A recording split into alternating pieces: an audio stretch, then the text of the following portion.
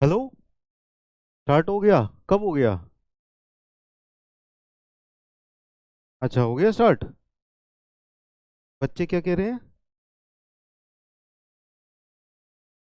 बहुत याद आ रही है। चलो ठीक है। ओके ठीक।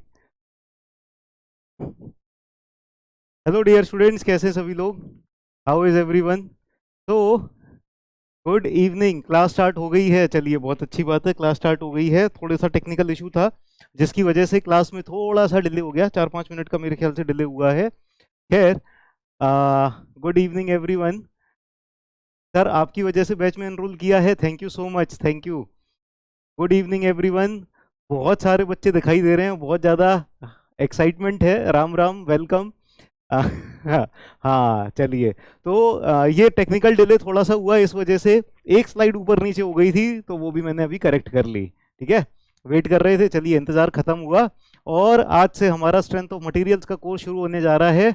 और डेफिनेटली, जैसा कि आप सबको पता है, बहुत सारे बच्चों ने तो मेरी वजह से एनरोल किया है। तो जिन बच्चों ने एनरोल किया है वो सब जानते हैं कि स्ट्रेंथ ऑफ मटेरियल्स के कॉन्सेप्ट्स किस हद तक क्लियर होने वाले हैं और किस लेवल पे हम लोग जाके पढ़ाते हैं। वॉइस सही आ रही है? Good evening. हर हर महादेव। जय श्री राम। ठीक है। और राम राम राम राम। बहुत सुना है, चलो ठीक है। तो let us start today's class. Miss you लामिया ma'am. तो लामिया मैम को मिस कर रहे हो तो लामिया मैम के सामने बोलो ना, मैं थोड़ी लामिया मैम हूँ। ठीक है। तुम, हमको कुछ नहीं आता है। अगर देखो कुछ भी नहीं आता है ना, गेट वाला टी शर्ट आ गई, सॉरी। अरे यार, जस्ट अ मिनट। हाँ, I will be back. Just a minute.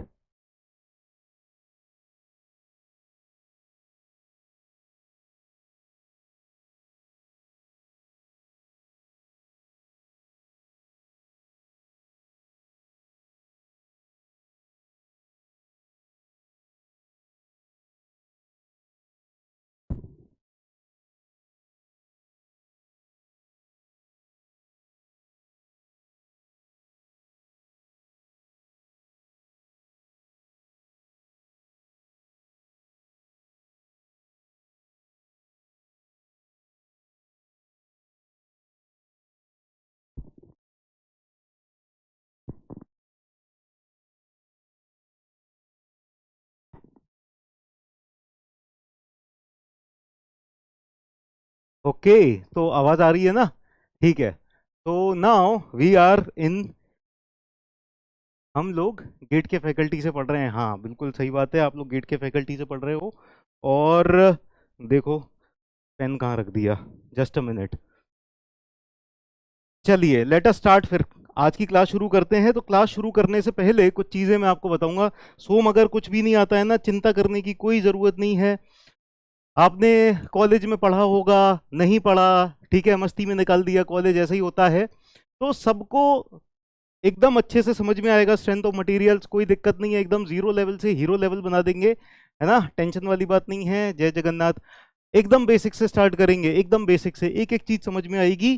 ठीक है। और वैसे ना, एई जेई में एक्चुअली, अच्छा यूट्यूब पर अटेंड किए हैं, बहुत अच्छी बात है। देखो, एई जेई में एक्चुअली क्या होता है ना, आप बहुत ज्यादा ना डिटेल में नहीं जाते हैं। एई जेई में मतलब मेनली ना, आपको बहुत सारी चीजें याद करने वाली होती हैं, बहुत सारी चीजें रटने वाली होती हैं।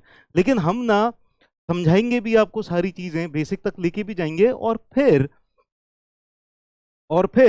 क्या कहते हैं, आपको हम बताएंगे भी कि क्या क्या चीजें आपको याद करनी है। वेटेज बहुत बढ़िया है, वेटेज 8 से 10 मार्क्स का है। देखो, अगर सुम के वेटेज की बात की जाए ना, वेटेज जो भी बच्चे पूछ रहे हैं,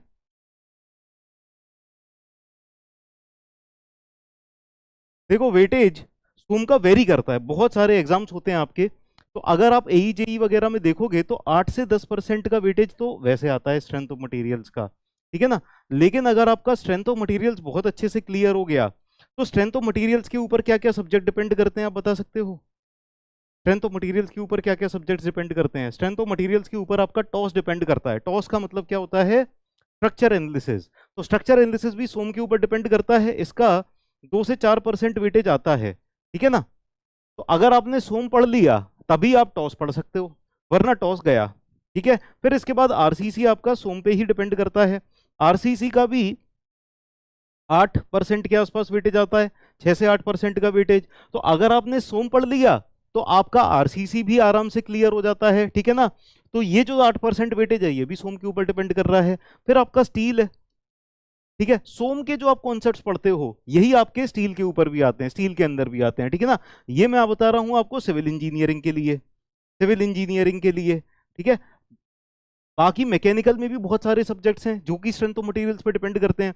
तो अकेला अकेला स्ट्रेंथ ऑफ मटेरियल्स को देख के आप अकेले स्ट्रेंथ ऑफ मटेरियल्स के वेटेज से सोम का अंदाजा नहीं लगा सकते। आपको स्ट्रेंथ ऑफ मटेरियल्स पे जो सब्जेक्ट डिपेंड कर रहे हैं ना उनका भी वेटेज आपको स्ट्रेंथ ऑफ मटेरियल्स के बिना नहीं मिल पाएगा, ठीक है ना। यस, तो स्ट्रेंथ ऑफ मटेरियल्स बेसिस है बहुत सारे सब्जेक्ट्स का। इवन हाईवे इंजीनियरिंग में भी आप जब पेवमेंट डिजाइन वगैरह करने जाते हो तो वहां पर भी सोम के कॉन्सेप्ट लगते हैं। तो बहुत सारे ऐसे सब्जेक्ट हैं जिनमें थोड़ा थोड़ा पार्ट जो है स्ट्रेंथ ऑफ मटेरियल्स का यूज होता है। जैसे मोहर सर्कल आप सॉइल मैकेनिक्स के अंदर पढ़ते हो तो मोहर सर्कल के बेसिक्स आप यहाँ पर पढ़ लेते हो, ठीक है ना। तो इस तरह से there are so many subjects they depend on strength of materials, ठीक है ना। तो स्ट्रेंथ ऑफ मटेरियल्स का वेटेज नहीं पूछना, क्यों? क्योंकि अकेले सोम का वेटेज अपने आप में कुछ नहीं बताता। स्ट्रेंथ ऑफ मटेरियल्स के ऊपर इतने सारे सब्जेक्ट डिपेंड करते हैं ना कि this is the basis of civil engineering as well as mechanical engineering, ठीक है। बिल्कुल डिटेल में पढ़ाएंगे, ठीक है। तो चलिए हम जो पढ़ाना चालू करेंगे वो इस तरह से पढ़ाएंगे। देखो आपको इंग्लिश में भी दिया रहेगा और हिंदी में भी। तो इंपॉर्टेंट टर्म्स है ना वो आपको हिंदी में भी रहेंगी। Important terms will be in Hindi, ठीक है। अब जरा मैं आपको ना गाइडलाइंस बता दूं कि किस तरह से आपको पढ़ना है, ठीक है। मोहर सर्कल नहीं हुआ होगा, ठीक है। अब मैं आपको गाइडलाइंस बता दूं। मोहर सर्कल ना सॉइल में आया ना सोम में आया, अभी तो सब्जेक्ट स्टार्ट हुआ, अभी तो आपका बैच स्टार्ट हुआ है ना, सोम खत्म हुआ ना सॉइल खत्म हुआ। तो बिल्कुल सही बात है, आपकी मोहर सर्कल हुआ ही नहीं होगा जब स्ट्रेंथ ऑफ मटेरियल्स भी खत्म नहीं हुआ और सॉइल भी खत्म नहीं हुआ, है ना। मेरा नाम है अनिरुद्ध सिंह राठौर। कब तक फिनिश होगा सोम? अब पहले खत्म होने की चिंता पहले करने लग जाते हो। मैकेनिक्स क्यों नहीं बिफोर सोम? देखो मैकेनिक्स की कुछ चीजें ना मिलती जुलती हैं सोम से। ऐसा नहीं है कि मैकेनिक्स पढ़े बिना आप सोम नहीं पढ़ सकते। गेट में 15-20 साल से अकेला सोम आता था, इंजीनियरिंग मैकेनिक्स था ही नहीं गेट के अंदर, ठीक है। तो बिना इंजीनियरिंग मैकेनिक्स के भी सब लोग सोम पढ़ते थे ना। Yes, I am from MANET Bhopal, बिल्कुल सही बात है। ए लेवल का, सर आप ई लेवल का एग्जाम क्लियर किए हैं सो आपका स्ट्रेटजी शेयर कीजिए बिफोर रिवीजन। देखो स्ट्रेटजी कुछ नहीं होती, किसी भी एग्जाम को क्लियर करने की स्ट्रेटजी सिंपल है कि आप उस लेवल तक के नोट्स पढ़ो, ठीक है। पढ़ाई करो, पढ़ते रहो पढ़ते रहो पढ़ते रहो, क्वेश्चन सॉल्व करते रहो, बस क्लियर हो जाएगा, ठीक है ना। बहुत ज्यादा कोई रॉकेट साइंस नहीं है इसमें। यूट्यूब पर सोम का कंटेंट देखा था, अच्छा लगा, चलो ठीक है। अब हम आते हैं हमारी गाइडलाइंस के ऊपर। देखो इन गाइडलाइंस को फॉलो करना है सिर्फ स्ट्रेंथ ऑफ मटेरियल्स के लिए ही नहीं, सारे के सारे सब्जेक्ट्स के लिए। अभी आपके बैचेस स्टार्ट हो रहे हैं तो मैं आपको शुरुआत में ही बता देता हूं ये सारी चीजें। ये सारी चीजें अगर आप अपनाओगे, जो मैंने गाइडलाइंस बताता जा रहा हूं, अगर ये गाइडलाइंस आप अपनाओगे तो हर सब्जेक्ट आपका एकदम टॉप लेवल का पहुंचेगा, ठीक है ना। उड़ीसा से हैं, बहुत अच्छी बात है। चलिए भोपाल से हैं, ये भी अच्छी बात है। सबसे पहली गाइडलाइन है कि आपको अपने नोट्स खुद बनाने हैं और नोट्स एकदम नीट एंड क्लीन बनाने हैं। जो भी क्लास में पढ़ाया जा रहा है यहां पर आपको पीडीएफ मिलेगी, लेकिन वो पीडीएफ उतने ज्यादा काम नहीं आने वाली है। पीडीएफ का काम क्या रहेगा? अगर नोट्स बनाते में कुछ छूट गया वो पीडीएफ से देख के लिख लो। कोई स्पेलिंग मिस्टेक है, कोई एरर वगैरह है, आपने लिखते में कुछ गड़बड़ कर दी, आपको वेरीफाई करना है आपने सही लिखा कि गलत किया, तब आप ये पीडीएफ से चेक कर लो। लेकिन आपको पढ़ाई किससे करनी है? पूरी पढ़ाई आपको करनी है आपके खुद के नोट से। बिना खुद के नोट्स के आप अगर पढ़ने बैठोगे अकेली इन पीडीएफ के हिसाब से तो क्या होगा? इनकी फिजिकल कॉपी आपके साथ नहीं है, आप कहीं भी ले नहीं जा सकते। और आपको अगर किसी जगह पर पहुंचना है ना तो सीधे सीधे पीडीएफ से आप नहीं पहुंच पाओगे, ठीक है ना। पीडीएफ भी मोबाइल में सेव रखो, बहुत अच्छी बात है, लेकिन आपके खुद के हैंड रिटन नोट जरूर होने चाहिए, ठीक है ना। तो सबसे पहली बात, सब लोग अपने हैंड रिटन नोट्स बनाएंगे? सब लोग अपने हैंड रिटन नोट्स बनाएंगे कि नहीं बनाएंगे? एक बढ़िया सी कॉपी खरीदेंगे, 2 कलर के पेन लेंगे, 2 या 3 कलर के, 3 कलर से ज्यादा नहीं, रंग बिरंगी चित्रकारी नहीं करनी है, ठीक है ना।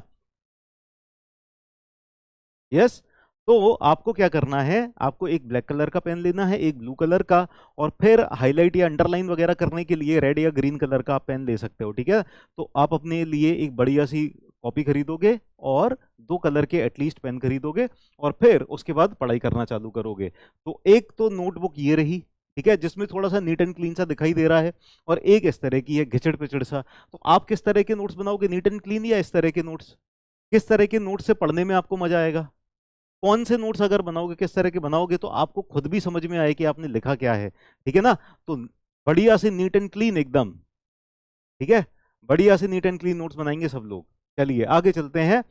अब अगली गाइडलाइन ये है कि आपको डीपीपी के क्वेश्चंस तो मिलेंगे हर क्लास के बाद, हर रोज आपको डीपीपी डेली प्रैक्टिस प्रॉब्लम मिलेंगी, जिसमें कि 20 क्वेश्चंस रहेंगे, ठीक है ना? अब आज तो हमारी पहली क्लास है, पहली क्लास में जस्ट इंट्रोडक्शन सा होता है, तो शुरुआत की क्लासेस में इतना कंटेंट कवर नहीं हो पाता कि आपको डीपीपी के 20 क्वेश्चंस बना दिए जाएं, है ना? 5 6 7 8 क्वेश्चंस बनेंगे। तो हम जो डीपीपी प्रोवाइड करना शुरू करेंगे, आपको अगली क्लास से प्रोवाइड करना शुरू करेंगे, ठीक है? तो नेक्स्ट क्लास से जो डीपीपी के क्वेश्चंस मिलेंगे आपको, रोज वो डीपीपी के क्वेश्चन सॉल्व करने हैं, और आपको वीडियो सॉल्यूशंस भी मिलेंगे, उन डीपीपी के वीडियो सॉल्यूशंस भी प्रोवाइड किए जाएंगे। तो आपको क्या करना है, पहले वो डीपीपी खुद से सॉल्व करनी है, ऑन योर ओन, आपको खुद से सॉल्व करनी है डीपीपी, उसके बाद आपको वीडियो सॉल्यूशंस देखने हैं, ठीक है ना?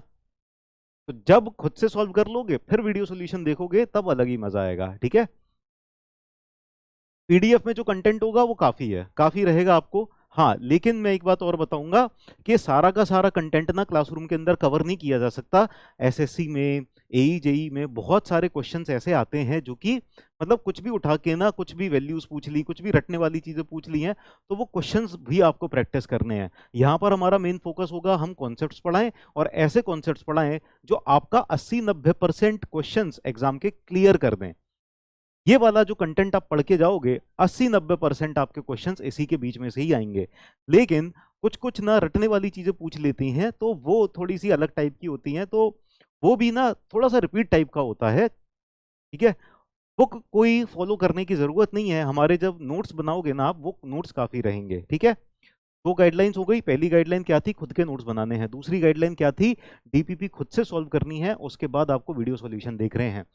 तीसरी guideline, revise all the content of previous class before coming to next class. Class नहीं बोलना चाहिए, जैसे आज के दिन जो भी आप पढ़ोगे, तो कल ना आपके पास पूरा दिन भर रहेगा, जब भी टाइम मिले आप आज की क्लास का सब कुछ रिवाइज कर लेना, फिर उसके बाद आप कल की क्लास में आना, ठीक है? आपको लगेगा कि सर रोज रिवाइज करने से कोई फायदा होगा, नहीं होगा। मैं बता रहा हूं, इतना ज्यादा फायदा होगा ना, इतना ज्यादा फायदा होगा। फायदा छोड़ो, अगर आप रिवाइज नहीं करोगे ना, तो नुकसान बहुत ज्यादा होगा, सब कुछ आप भूल जाओगे।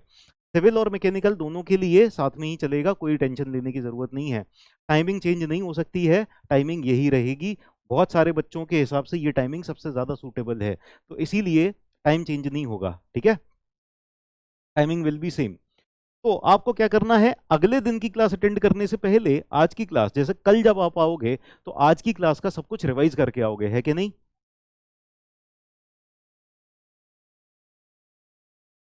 हाँ, एक साथ अगर आप 2 सब्जेक्ट पढ़ोगे आराम से चलेगा, कोई दिक्कत नहीं है, क्लास में नोट करने का टाइम मिलेगा, ठीक है? चलिए, तो तीसरी गाइडलाइन समझ में आई। आज की क्लास, आज के दिन की जो भी दोनों क्लासें होंगी, दोनों क्लास आपको पहले रिवाइज करनी है, तब उसके बाद दिन भर का टाइम मिलेगा, दिन भर के अंदर आप आराम से रिवाइज कर सकते हो, ठीक है? फिर चौथी गाइडलाइन ये है कि जैसे आज तारीख क्या है हमारी, आज 2 तारीख है, ठीक है ना? तो ये तो फरवरी का कैलेंडर हो गया, अब तो हमारी मार्च आ गई है, ठीक है? मान लो ये मार्च है, ठीक है, मान लो ये मार्च है, और 2 मार्च से हमारा स्टार्ट हुआ है, तो आज का, ठीक है, और कल का, ये 2 दिन हो गए। ये 2 दिन का आपको सैटरडे और संडे को रिवाइज करना है, ठीक है? यहाँ पर तो आपने पढ़ाई कर ली, यहाँ पर आपको रिवाइज करना है, यहाँ पर आपको रिवाइज करना है। ये दोनों दिन आपके ना छुट्टी वाले दिन नहीं है, आप कभी ये मत सोचना कि ये छुट्टी वाले दिन है। फिर यहाँ पर इन सारे दिन आपकी क्लास चलेगी, ये सारे दिन क्लास चलेगी। फिर यहाँ पर आपको रिवाइज करना है सैटरडे और संडे, आपको रिवाइज करना है इस पूरे हफ्ते का, ये जो भी क्लासेस चली हैं इस पूरे हफ्ते का आपको सैटरडे संडे रिवाइज करना है।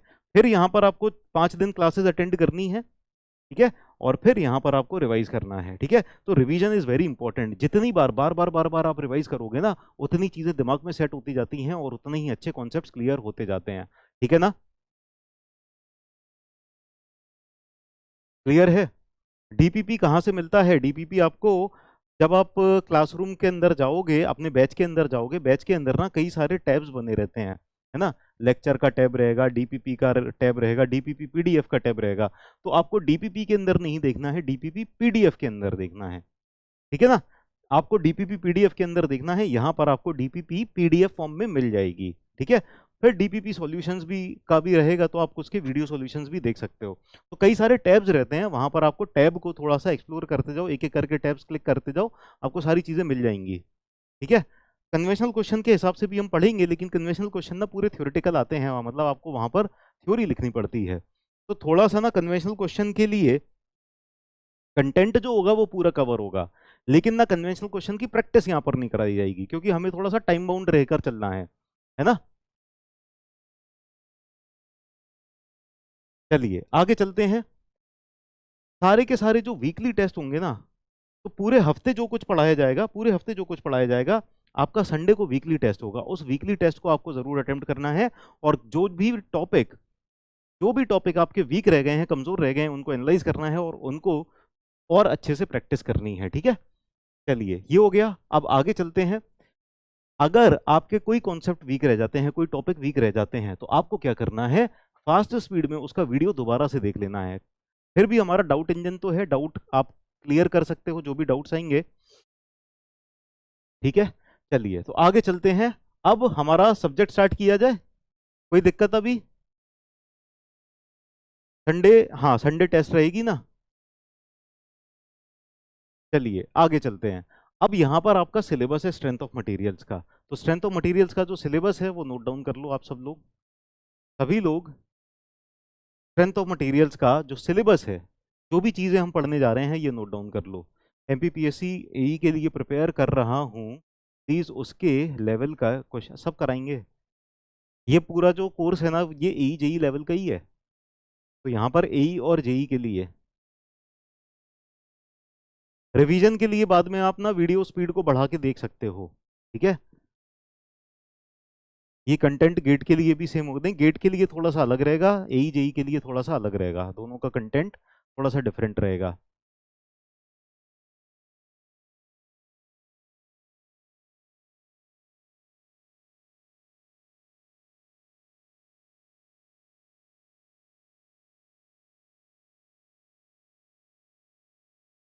S F D B M D set हो जाए, S F D B M D हो जाए, बाकी सब सेट है, चलो बहुत बढ़िया। न्यूमेरिकल्स बहुत ज़्यादा टफ नहीं आते हैं, न्यूमेरिकल्स इतने आसान आते हैं, चुटकियों में कर लोगे। अभी आप शुरुआत तो कर रहे हो, अभी देखते तो चलो कि क्या क्या चीज़ें हैं, है ना।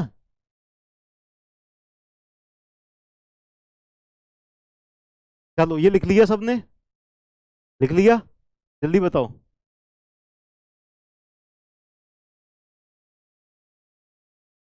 सिलेबस तो सेम ही है, लेकिन कंटेंट फिर भी अलग होता है, थोड़ा बहुत अलग होता है। सिलेबस में कोई दिक्कत नहीं है, सिलेबस में कोई डिफरेंस नहीं है।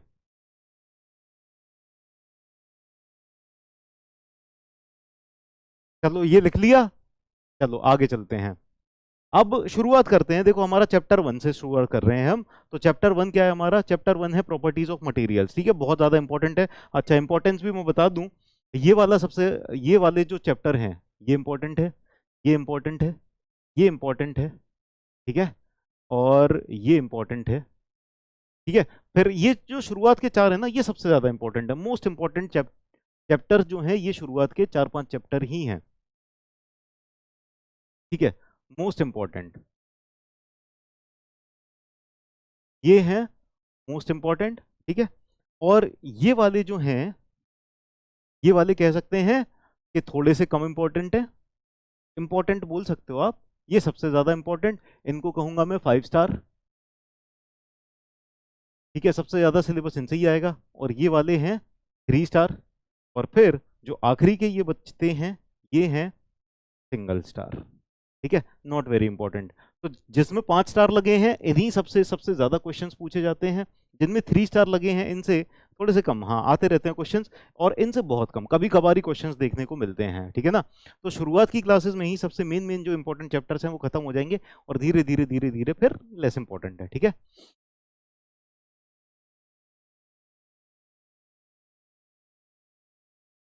यहाँ जो बेसिक्स हैं उससे गेट लेवल के क्वेश्चन बन जाएंगे, बेसिक्स से गेट लेवल के क्वेश्चन कैसे बन जाएंगे? तुम भी गजब के सवाल पूछते हो, हाँ।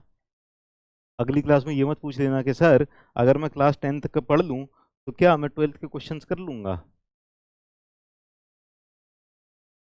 Tube deflection analysis of trusses आता है आपका स्ट्रक्चर एनालिसिस में, टॉस में। ठीक है, साउंड स्लो आ रही है क्या?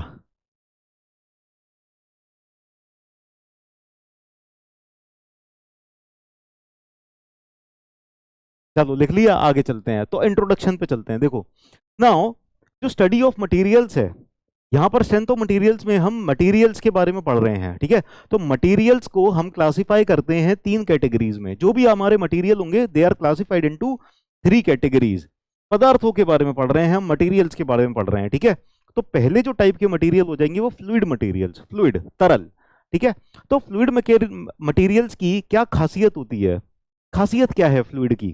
फ्लूइड फ्लूइड जो होते हैं ये बहने लगते हैं। ठीक है, बहते हैं ना, अगर इनके ऊपर फोर्स लगा दी जाए, बेसिकली शियर फोर्स लगा दी जाए, तो ये क्या करते हैं? क्या शियर फोर्स को रेजिस्ट कर लेते हैं या बहना चालू कर देते हैं?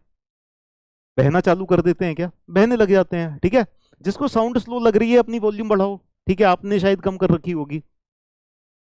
तो फ्लूइड जो होते हैं दे स्टार्ट टू फ्लो, है ना, they will not be able to resist any forces. फिर आते हैं डिफॉर्मेबल मटेरियल। ठीक है, और फिर आते हैं रिजिड मटेरियल। ठीक है, तो डिफॉर्मेबल और रिजिड जो होते हैं ना, ये सॉलिड होते हैं, सॉलिड्स। सॉलिड्स देखो, अगर क्लासिफाई किया जाए तो दो तरह से क्लासिफाई कर सकते हैं। एक तो हो गए फ्लूइड, है ना, और दूसरे हो गए सॉलिड्स, है ना। फ्लूइड यानी तरल और सॉलिड यानी ठोस। ठीक है, सॉलिड के अंदर भी ये दो तरीके के आ जाएंगे, डिफॉर्मेबल या रिजिड, यानी विरूपण, मतलब जिनका शेप और साइज चेंज हो सकता है। जैसे फॉर एग्जांपल, अगर मेरे पास ये मटेरियल है और मैंने अगर इसके ऊपर फोर्स लगा दी और इस फोर्स लगाने की वजह से इसका शेप साइज चेंज हो गया, मतलब ये कुछ डिफॉर्म हो गया, टेढ़ा मेढ़ा सा हो गया। ठीक है ना, अगर ये डिफॉर्म हो गया, ये टेढ़ा मेढ़ा हो गया, तो इसका मतलब क्या है? इसका मतलब ये है कि ये किस तरह का मटेरियल है? Deformable material. लेकिन अगर मैंने इसके ऊपर फोर्सेस लगाई और इसकी कुछ भी चेंज नहीं हुआ, शेप में कोई शेप में चेंज नहीं हुआ, इसका मतलब ये क्या है? ये वाला जो मटेरियल हो जाएगा ये रिजिड मटेरियल हो जाएगा, या इसको दृढ़ कह सकते हैं। ठीक है, ठीक, क्लियर। तो फ्लूइड जो हम पढ़ते हैं ना, फ्लूइड कौन से चैप्टर में पढ़ा जाता है, कौन से सब्जेक्ट में पढ़ा जाता है? क्या पढ़ते हो फ्लूइड को? Do you study fluid? Fluid पढ़ते हो क्या? फ्लूइड पढ़ते हो आप? यस, बिल्कुल पढ़ते हो। ये फ्लूइड मैकेनिक्स में आप पढ़ते हो। ठीक है, you study in fluid mechanics. Fluid mechanics में आप पढ़ते हो। ठीक है, तो फ्लूइड मैकेनिक्स आपको पता ही होगा। यस, रिजिड बॉडी को, बिल्कुल सही कहा, रिजिड बॉडी को इंजीनियरिंग मैकेनिक्स में पढ़ते हैं। रिजिड बॉडी को इंजीनियरिंग मैकेनिक्स में पढ़ते हैं। और डिफॉर्मेबल बॉडी को किस में पढ़ते हैं? डिफॉर्मेबल सॉलिड्स को किस में पढ़ते हैं? डिफॉर्मेबल बॉडी को किस में पढ़ते हैं?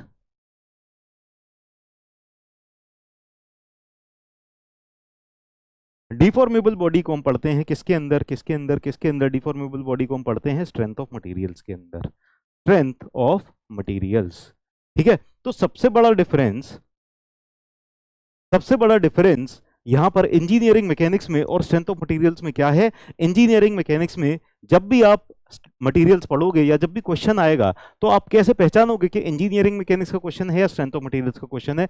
इंजीनियरिंग मैकेनिक्स का क्वेश्चन है, इसका मतलब है कि वहां पर बॉडी के अंदर ना डिफॉर्मेशन चेंज नहीं हो रहा होगा, डिफॉर्मेशन नहीं हो रहा होगा, उसका जो शेप है, उसका जो साइज है, वो वैसा का वैसा ही रहेगा, उसमें कोई भी चेंजेस नहीं आ रहे होंगे। ठीक है, स्ट्रेंथ ऑफ मटेरियल्स में बॉडी डिफॉर्म कर रही होगी, है ना, बॉडी का शेप और साइज चेंज हो रहा होगा। ठीक है, फ्लूइड मैकेनिक्स को तो कोई दिक्कत नहीं है, सब लोग आराम से समझ जाते हैं। तो फ्लूइड मैकेनिक्स में जो फ्लूइड्स होते हैं ना, फ्लूइड्स दे फ्लो,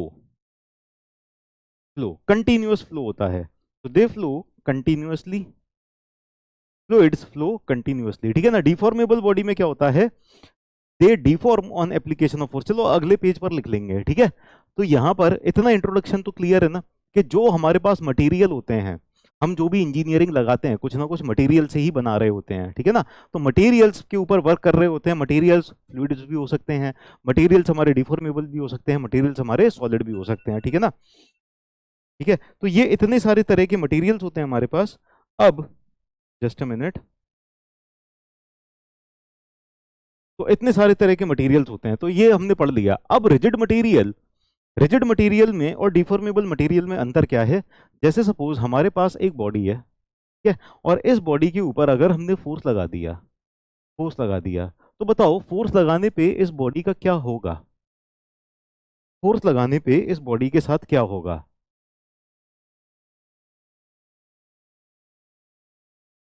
ये बॉडी है, इस बॉडी के ऊपर मैंने फोर्स लगाई, तो फोर्स लगाने के साथ इस बॉडी का क्या होगा? क्या इसका शेप और साइज चेंज हो गया? क्या इसकी लेंथ कम हो जाएगी? क्या होगा इसके साथ? कुछ भी चेंज नहीं होगा, ठीक है ना। अब इस बॉडी के ऊपर मान लिया था आपने दो पॉइंट है, ठीक है, एक पॉइंट ये रहा पॉइंट ए, दिखाई नहीं दे रहा है, तो मैं बना देता हूं किसी और कलर से, ये रहा पॉइंट ए और ये रहा पॉइंट बी, ठीक है। अब जब ये बॉडी डिफॉर्म नहीं कर रही है, इसके अंदर कोई चेंजेस नहीं आ रहे हैं, तो ए और बी के बीच का डिस्टेंस चेंज होगा क्या? ए और बी के बीच का डिस्टेंस चेंज होगा क्या इसके अंदर?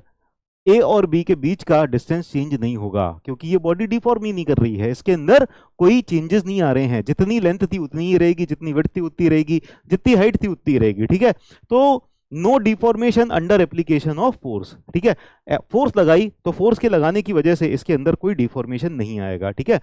अब मान लेते हैं, अब लेते हैं हम दूसरी बॉडी, ठीक है, यहां पर हमने ली दूसरी बॉडी और इस बॉडी के ऊपर हमने फिर से फोर्स लगाई, ठीक है, हमने लगाई फोर्स फिर से इस बॉडी के ऊपर, तो यहां पर पी फोर्स लगाई। अब यहां पर इस बॉडी के ऊपर पी फोर्स लगाने की वजह से अगर ये डिफॉर्मेबल बॉडी है, अगर ये डिफॉर्मेबल बॉडी है तो क्या होगा?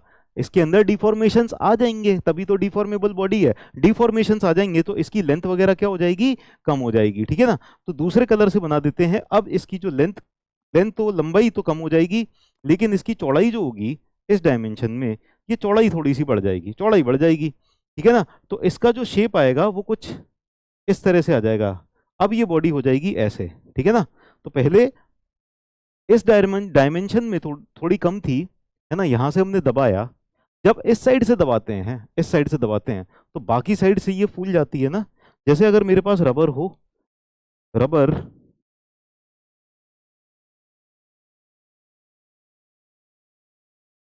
अगर मेरे पास रबर है, ठीक है ना, और इस रबर को मैं इस तरह से दबाऊंगा यहाँ पर, ठीक है, रबर को मैं यहाँ पर ऐसे दबाऊंगा, तो क्या होगा? जिस डायरेक्शन में मैं दबा रहा हूँ वहां पर तो लेंथ कम होगी, लेकिन साइड से क्या होगा? इसकी जो डायमेंशन से बढ़ जाएंगी, है कि नहीं है? साइड से बढ़ जाएंगी इसकी डायमेंशन अगर मैं इसको दबाऊंगा, ठीक है, थोड़ा बहुत दिखाई दे रहा हो शायद। और अगर मैं इसको खींचूंगा तो क्या होगा? इस डायरेक्शन में तो खिंच रही है, लेकिन ये वाली डायरेक्शंस में इसकी जो डायमेंशंस हैं वो कम हो रही हैं, है ना, है ना। तो क्या होगा? इसके अंदर क्या हो रहा है? बेसिकली डिफॉर्मेशन हो रहा है। अब यहां पर जो दो पॉइंट्स थे ए और बी, मान लो कोई भी पॉइंट्स हमने मान लिए थे ए और बी, ठीक है, अब इनके बीच का डिस्टेंस चेंज हो जाएगा क्या? ए और बी के बीच का जो डिस्टेंस है वो चेंज हो जाएगा। ए और बी अब क्या है? थोड़े से पास आ जाएंगे, ठीक है ना। ए और बी जो हैं ये थोड़े से पास आ जाएंगे। ये पास आने के बाद मान लो ए यहाँ पर आ गया, ये ए डैश हो गया, बी यहाँ पर आ गया, ये हो गया बी डैश, ठीक है ना। तो दो पॉइंट अगर हमने ले रखे थे, उनके बीच का जो डिस्टेंस है ना वो चेंज हो जाएगा। दो पॉइंट्स के बीच का जो डिस्टेंस है वो चेंज हो जाएगा, ठीक है ना। तो इस तरह की बॉडी को कहेंगे हम डिफॉर्मेबल बॉडी या डिफॉर्मेबल मटेरियल। अब स्ट्रेंथ ऑफ मटेरियल्स, आपको पता है स्ट्रेंथ ऑफ मटेरियल्स हमने क्या देखा था कि स्ट्रेंथ ऑफ मटेरियल्स में हम क्या स्टडी करते हैं? स्ट्रेंथ ऑफ मटेरियल्स में हम स्टडी करते हैं डिफॉर्मेबल बॉडीज के बारे में, ठीक है ना, है ना। स्ट्रेंथ ऑफ मटेरियल्स में डिफॉर्मेबल बॉडीज को स्टडी करते हैं। तो स्ट्रेंथ ऑफ मटेरियल्स की बेसिकली डेफिनेशन क्या होती है? स्ट्रेंथ ऑफ मटेरियल्स की जो डेफिनेशन है,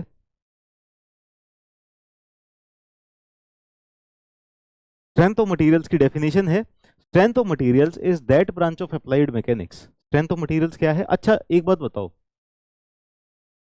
जैसे आप लोगों के लिए क्या चीज ज्यादा सही है?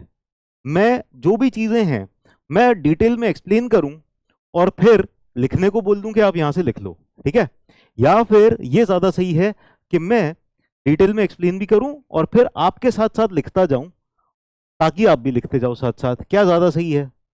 लिखना तो वैसे भी आपको यहीं से ही है, तो अगर मैं टाइप्ड कंटेंट लाऊं लेकिन मैं एक्सप्लेन पूरा डिटेल में करूं, एक एक चीज एक एक वर्ड डिटेल में एक्सप्लेन करूं, है ना, और लिख आप यहीं से लोगे।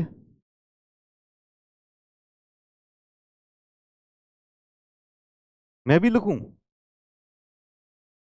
लिखने का टाइम दे दिया करूंगा, चलो ठीक है। तो आज की स्लाइड में तो मैं टाइप्ड ले आया हूं। अगली क्लास से, अगले दिन से, मतलब अगली क्लास नहीं है ना, अगले दिन से यानी कल से मैं क्या करूंगा, मैं आपको साथ साथ लिखवा दिया करूंगा, ठीक है।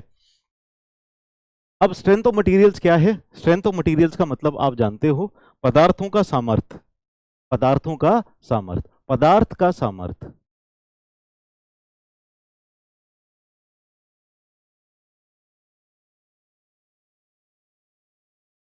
पदार्थ का सामर्थ्य वो ब्रांच है, यानी वो शाखा है, वो शाखा है,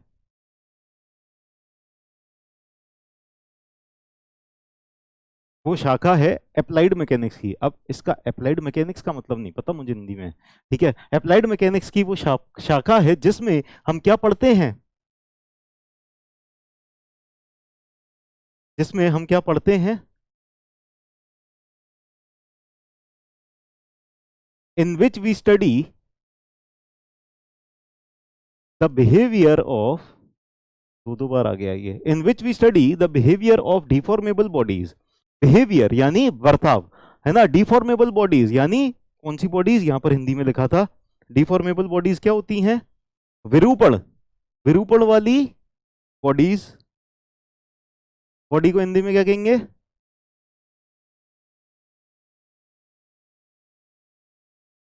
है ना। तो बर्ताव, किसका बर्ताव, डिफॉर्मेबल बॉडी का बर्ताव, या विरूपण वाली बॉडी को क्या कहेंगे, जल्दी बताओ, जल्दी बताओ, कौन बताएगा बॉडी को क्या कहेंगे। तो विरूपण वाली बॉडीज का फोर्सेस के एप्लीकेशन यानी बल प्रदान करने पर, शरीर, ठीक है। तो विरूपण वाले शरीर को का बर्ताव, विरूपण वाले शरीर का बर्ताव,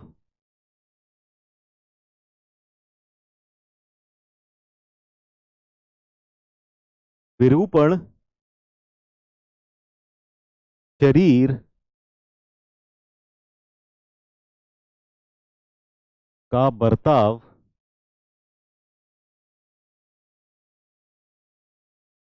बल लगाने पर,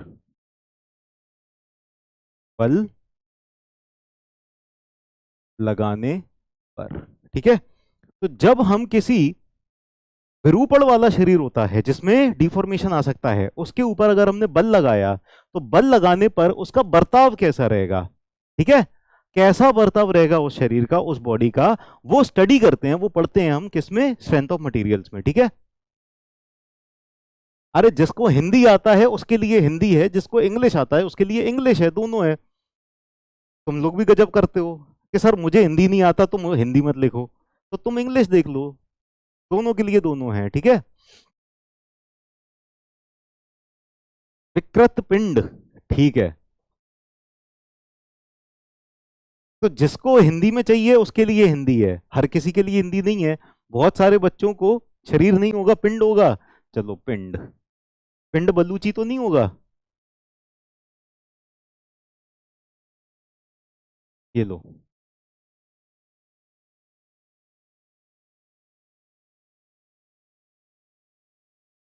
ठीक है। चलिए, तो अब ये जो स्ट्रेंथ ऑफ मटेरियल्स है, इसमें पदार्थों का सामर्थ्य देखते हैं। पदार्थों के ऊपर जो ऐसे पदार्थ हैं या ऐसे पिंड हैं जो डिफॉर्म कर सकते हैं, तो हमने बल लगाया, हमने फोर्स लगाई और उनका विरूपण हुआ। तो किस तरह का विरूपण हो रहा है, किस तरह का बर्ताव हो रहा है, वो देख रहे हैं। तो ना इसको इसको क्या कहते हैं, मैकेनिक्स ऑफ सॉलिड। मैकेनिक्स क्या होती है, मैकेनिक्स वो वाली ब्रांच होती है, मैकेनिक्स का मतलब होता है कि किसी भी ऑब्जेक्ट पर अगर आप फोर्स लगाओगे तो उसका बिहेवियर कैसा होगा, उसकी स्टडी। फ्लूइड मैकेनिक्स में क्या पढ़ रहे थे, फोर्सेस की वजह से फ्लूइड का बिहेवियर देख रहे थे, नहीं देख रहे थे, जल्दी बताओ। फ्लूइड मैकेनिक्स में क्या देख रहे थे, जो तरल पदार्थ हैं उनके ऊपर फोर्स लगाई तो उनका बर्ताव देख रहे थे, तो वहां पर भी मैकेनिक्स आ गया। फोर्स लगाने पे जो बिहेवियर होता है वो मैकेनिक्स होता है, ठीक है। अगर आप इंजीनियरिंग मैकेनिक्स देख रहे हो तो आप रिजिड बॉडीज के ऊपर या पिंड के ऊपर दृढ़ पिंड के ऊपर या रिजिड बॉडीज के ऊपर बल लगाने पर, फोर्स लगाने पर उसका बिहेवियर स्टडी कर रहे हो। और यहां पर डिफॉर्मेबल बॉडी है, है ना। तो यहां पर मैकेनिक्स का मतलब क्या होता है, किसी भी बॉडी के ऊपर फोर्स लगाई, फोर्स लगाने पर उसका बिहेवियर कैसा होगा, ठीक है ना।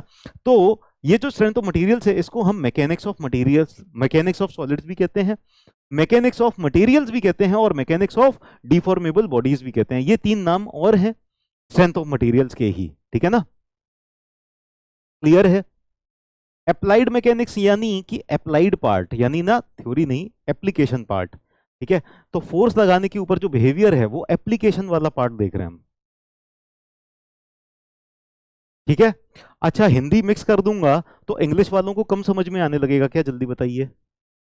अगर मैं हिंदी में भी समझाऊं और इंग्लिश में भी समझाऊं, तो क्या इंग्लिश वालों को कम समझ में आएगा या उतना ही समझ में आएगा? समझ में तो बराबर आएगा ना, इंग्लिश वालों की कमी तो नहीं आ जाएगी समझ में, और हिंदी वाले बच्चों को भी समझ में आने लगेगा। तो हम दोनों ही, ठीक है। जिसको इतनी ज्यादा हिंदी नहीं चाहिए वो हिंदी वाले पार्ट पर मत ध्यान दो, ठीक। चलिए हो गया, आगे चलते हैं।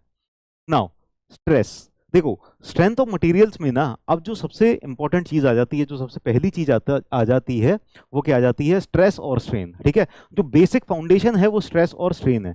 तो स्ट्रेस को हिंदी में हम कहते हैं प्रतिबल, तो जो भी बच्चों को हिंदी में समझना है, प्रतिबल होता है, ठीक है। तो प्रतिबल या स्ट्रेस होता क्या है, जैसे अब आप ध्यान से सुनो, ठीक है, ध्यान से, जस्ट लिसन, अभी कमेंट करना बंद करो, ध्यान से सुनो। ये बॉडी है और इस बॉडी के ऊपर मैंने फोर्स लगाई। जब मैंने इस बॉडी के ऊपर फोर्स लगाई, एक सेकेंड,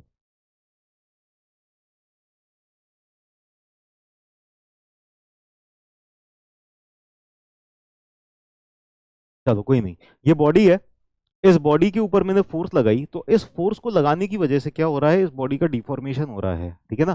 फोर्स लगाने पे ये बॉडी डिफॉर्म कर रही है, डिफॉर्मेशन हो रहा है इस बॉडी का। तो क्या डिफॉर्मेशन होते ही जा रहा है, होते ही जा रहा है, होते ही जा रहा है, खिंचती जा रही है क्या बॉडी, बॉडी खिंचती जा रही है क्या, नहीं ना। फोर्स लगाई तो कुछ हद तक तो डिफॉर्मेशन हुआ, लेकिन फिर ये डिफॉर्मेशन रुक जाता है ना। तो कुछ हद तक डिफॉर्मेशन हुआ, लेकिन फिर ये डिफॉर्मेशन क्या होता है, रुक जाता है। तो जब डिफॉर्मेशन रुक गया तो इसको रोका किसने, हमने तो फोर्स लगा रखी थी डिफॉर्म करने के लिए, डिफॉर्मेशन हो रहा था, लेकिन कुछ हद तक ही डिफॉर्मेशन होता है, रुक जाता है। तो इस बॉडी के अंदर ना क्या जनरेट हो रहा है, इस फोर्स के अगेंस्ट, इस फोर्स के अगेंस्ट रेजिस्टेंस डेवलप हो रहा है, प्रतिरोधक क्षमता डेवलप हो रही है बॉडी के अंदर, है ना। तो इसके अंदर जो प्रतिरोधक क्षमता है, प्रतिरोध करने की क्षमता है ना, वो डेवलप हो रही है, और वो क्या कर रही है, इस बॉडी को और ज्यादा डिफॉर्म होने से रोक रही है, ठीक है। तो इन्हीं को कहते हैं स्ट्रेसेस। तो स्ट्रेसेस या प्रतिबल क्या है, इंटरनल रेजिस्टेंस, अंदरूनी प्रतिबल, ठीक है। ये क्या है, अंदरूनी प्रतिबल।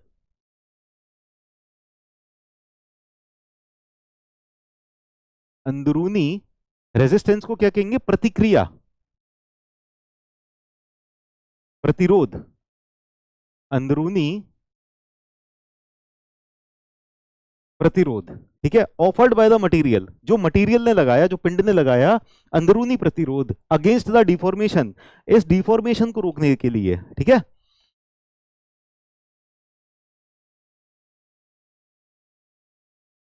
डिफॉर्मेशन को रोकने के लिए, डिफॉर्मेशन क्या होगा,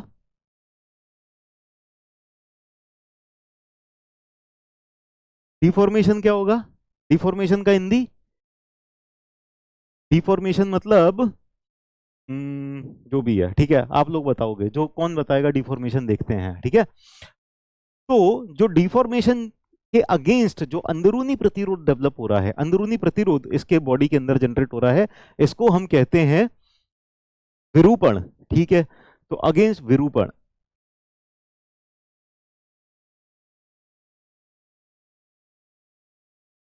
विरूपण जो डेवलप हो रहा है, ठीक है, against the application of, under the application of forces, तो बल लगाने पर किसी बॉडी के अंदर, पिंड के अंदर, शरीर के अंदर अंदरूनी प्रतिरोध जो डेवलप हो रहा है, इस विरूपण को रोकने के लिए, उसी को कहते हैं हम स्ट्रेस।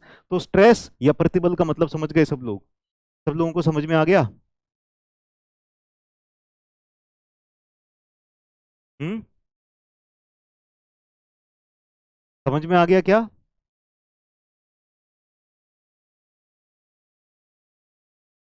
इंग्लिश में सब बताता हूं, इंग्लिश में क्या है, when we have applied the force on the body will try to deform. Body will deform under the application of force. Okay, the internal resistance generated in the body against this deformation is called as stress. Clear to all of you English medium students? Is it clear to you? You all the students who don't want to study Hindi, is it clear to you? Tell me. हाँ, we are not feel good, देखो कितनी अच्छी English है, we are not feel good, लेकिन हिंदी में नहीं पढ़ना, English खतरनाक बोल रहे हैं। तो I am telling in English also, I am telling in Hindi also, Hindi में भी बता दिया, इंग्लिश में भी बता दिया, दोनों बच्चों को समझ में आ गया? क्रिस्टल क्लियर, वेरी गुड, बहुत ही बढ़िया, शानदार, जबरदस्त, जिंदाबाद। ओके, चलिए अब ये जो स्ट्रेसेस जनरेट होंगी, ये जो स्ट्रेसेस जनरेट होंगी ये किस तरह से आएंगी?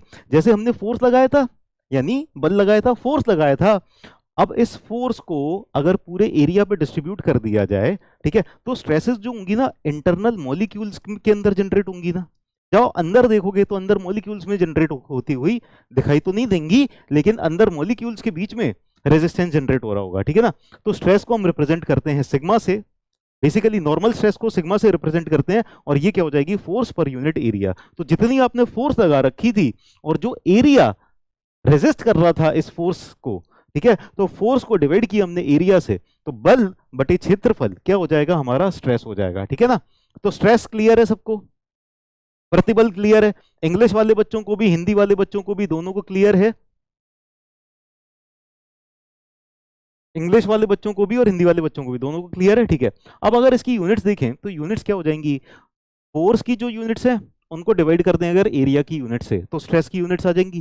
फोर्स की यूनिट क्या होती है? Basically Newton, kilo Newton, KG force, ठीक है, ये सारी की सारी यूनिट्स होती हैं फोर्स की। अगर इनको डिवाइड कर दिया जाए एरिया की यूनिट से, तो एरिया की यूनिट्स क्या होंगी हमारे लिए? मीटर स्क्वायर हो जाएगी, mm स्क्वायर हो जाएगी, सेंटीमीटर स्क्वायर हो जाएगी, इस तरह से, ठीक है ना। तो फोर्स की यूनिट को एरिया की यूनिट से डिवाइड कर दिया जाए तो स्ट्रेस की यूनिट्स आ जाएंगी। तो बेसिकली जो यूनिट्स बन जाएंगी ये बहुत सारी यूनिट्स बन सकती हैं, newton per mm square, newton per meter square, kilo newton per mm square, kilo newton per meter square, mega pascal. Mega pascal basically कुछ नहीं होता है, न्यूटन पर mm स्क्वायर ही होता है ना। It is equal to 1 mega pascal is equal to, conversion लिख लो, बहुत ज्यादा काम आता है, बहुत ज्यादा यूज होता है, 1 mega pascal is equal to 1 newton per mm square, ठीक है ना। kgf पर सेंटीमीटर स्क्वायर एटसेट्रा, ठीक है। मेगा पास्कल लिख लिया तो पास्कल भी हो जाएगा, है ना, पास्कल भी यूनिट हो जाएगी। क्लियर?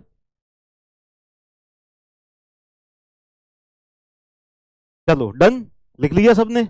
इतना लिख लो, समझ में आ गया स्ट्रेस। आगे चलें क्या?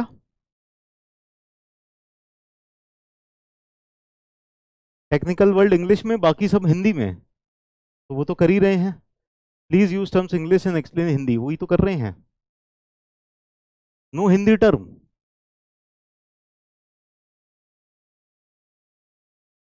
फोर्स पर यूनिट एरिया, ठीक है, क्लियर है। तो हिंदी टर्म अगर सुन लोगे तो कान से खून निकल आएगा क्या?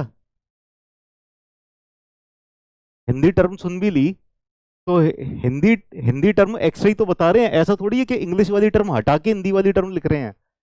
इंग्लिश वाली टर्म भी है, हिंदी वाली टर्म भी है, तो आपको जिस पे फोकस करना है उस पे फोकस करो। आपको इंग्लिश पे फोकस करना है, you focus on English. If you want to focus on Hindi, I am teaching both, ठीक है, ओके।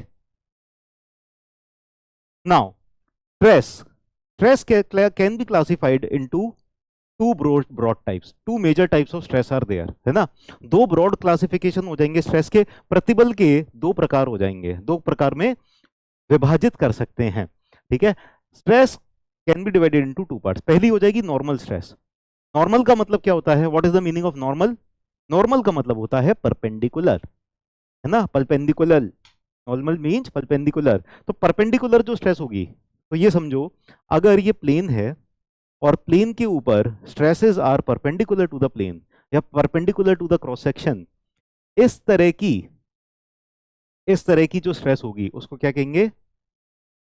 जो stress normal to the plane है, परपेंडिकुलर टू द प्लेन है, इसको क्या कहेंगे? नॉर्मल स्ट्रेस कहेंगे। It will be normal stress. Clear? English वाले बच्चों को क्लियर, हिंदी वाले बच्चों को? जो प्रतिबल इस पर लंबवत लग रहा होगा, ठीक है, उसे कहेंगे हम सामान्य प्रतिबल। ठीक है, जो प्रतिबल इस पर लंबवत, लंबवत यानी परपेंडिकुलर ही होता है ना, एक बार बता देना, कंफर्म कर देना, तो उस प्रतिबल को हम क्या कहेंगे, सामान्य प्रतिबल। तो नॉर्मल स्ट्रेसेस जो आएंगी, जो नॉर्मल स्ट्रेसेस आएंगी वो कैसी होंगी, नॉर्मल स्ट्रेसेस विल बी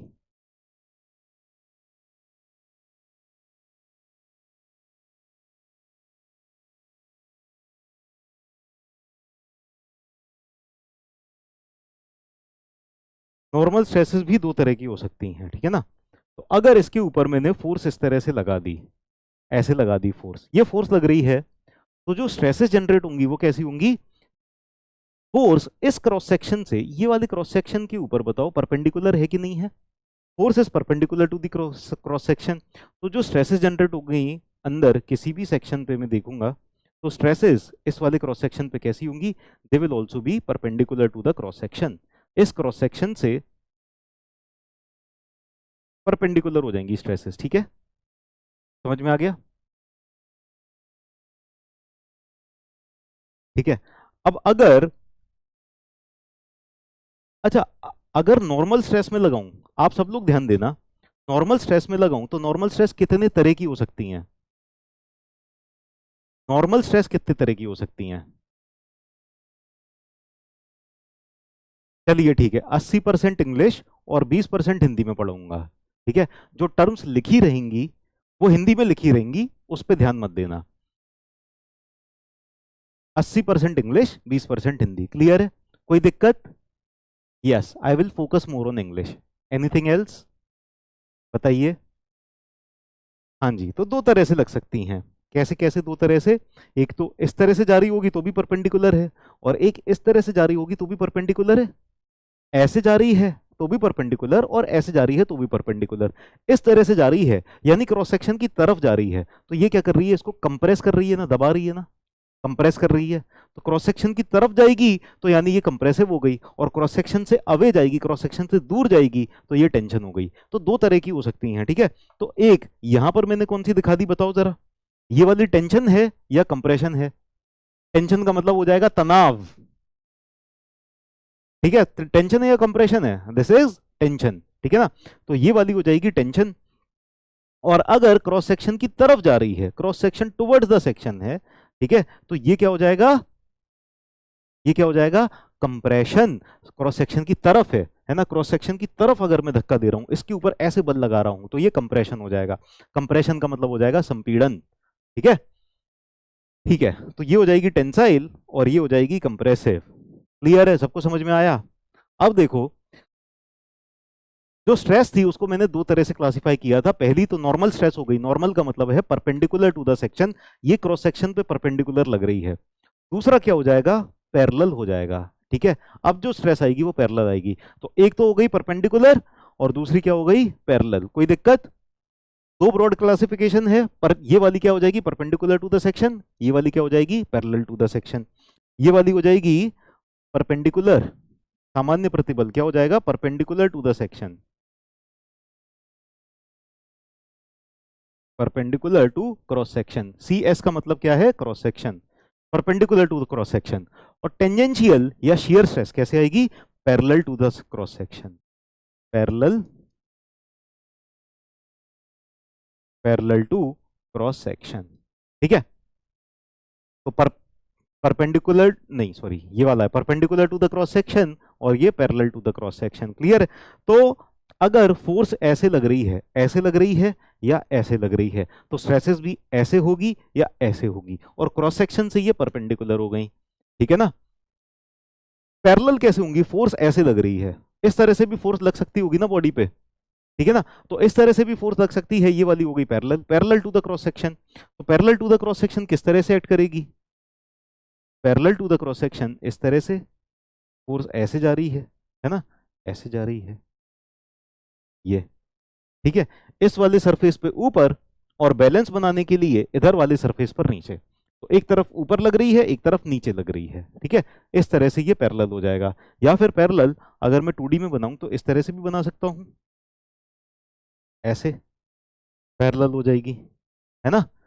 और ऐसे ये भी पैरेलल हो जाएगी, ये भी पैरेलल हो जाएगी।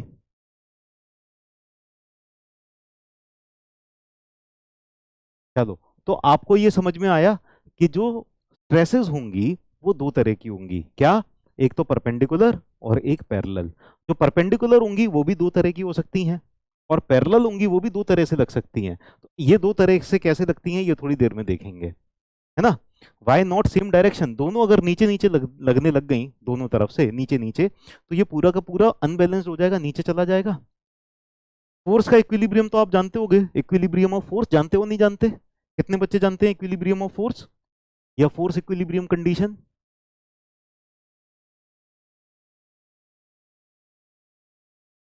फोर्स इक्विलिब्रियम कंडीशन जानते हैं सब लोग?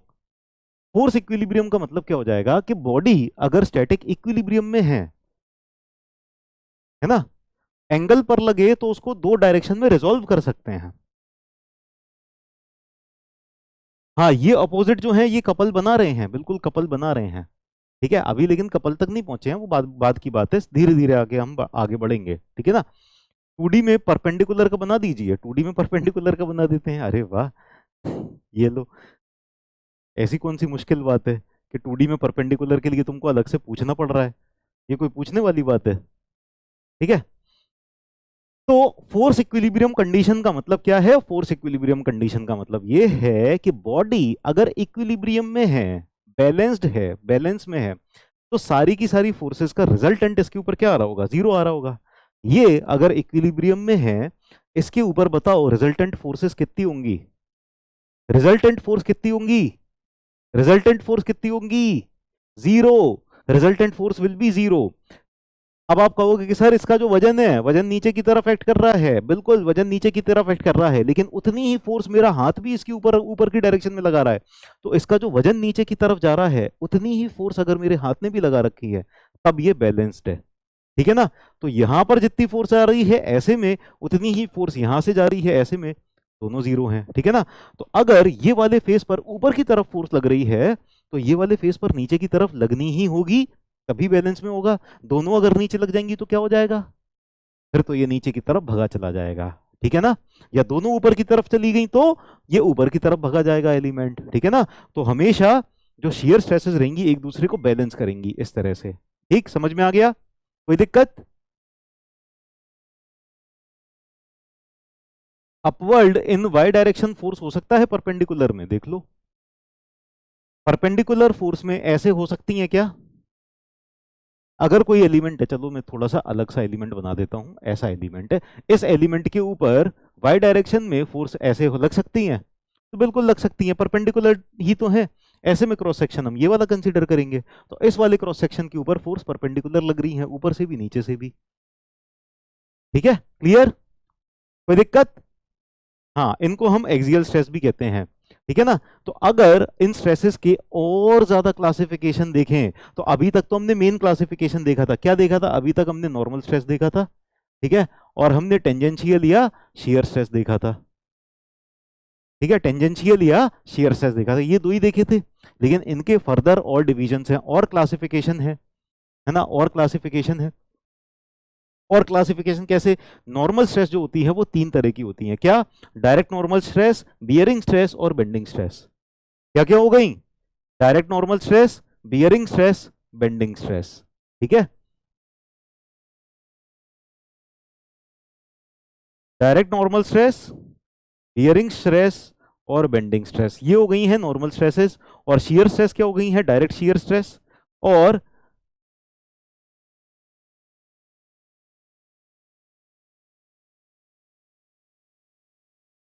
और इनडायरेक्ट शियर स्ट्रेस, ये हो जाएगा इनडायरेक्ट शियर स्ट्रेस।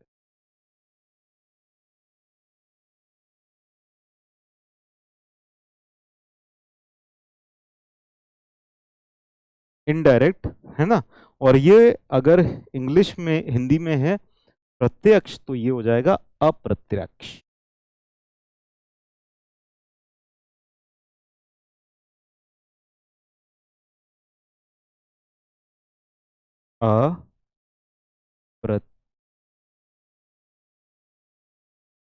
अप्रत्यक्ष। ठीक है, तो इनडायरेक्ट शियर स्ट्रेस या अप्रत्यक्ष कर्तन प्रतिबल। ठीक है, नाउ इनडायरेक्ट जो शियर स्ट्रेस होगी ना, वो भी दो चीजों से हो सकती है, ड्यू टू टेंशन और कंप्रेशन या टॉर्जन की वजह से। टॉर्जन को ऐंठन या मरोड़ भी कह सकते हैं।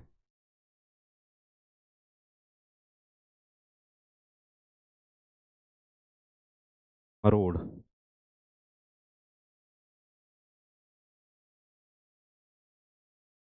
अब ये जो क्लासिफिकेशन है, इनको समझने की कोशिश करें,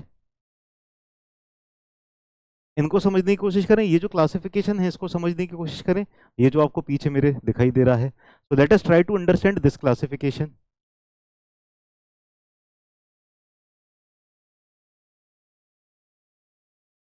देखो बहुत सारे बच्चे ना सुन नहीं रहे हैं, समझ नहीं रहे हैं, खुद अपने ही लगे हैं। It is also called as pressure. भैया प्रेशर अलग है, ठीक है। आप लोग ज्ञानी मत बनो कि आप पढ़ाने नहीं आए हो, आप पढ़ने आए हो, पढ़ो, ठीक है। कोई डाउट हो, कुछ दिक्कत हो तो वो पूछो।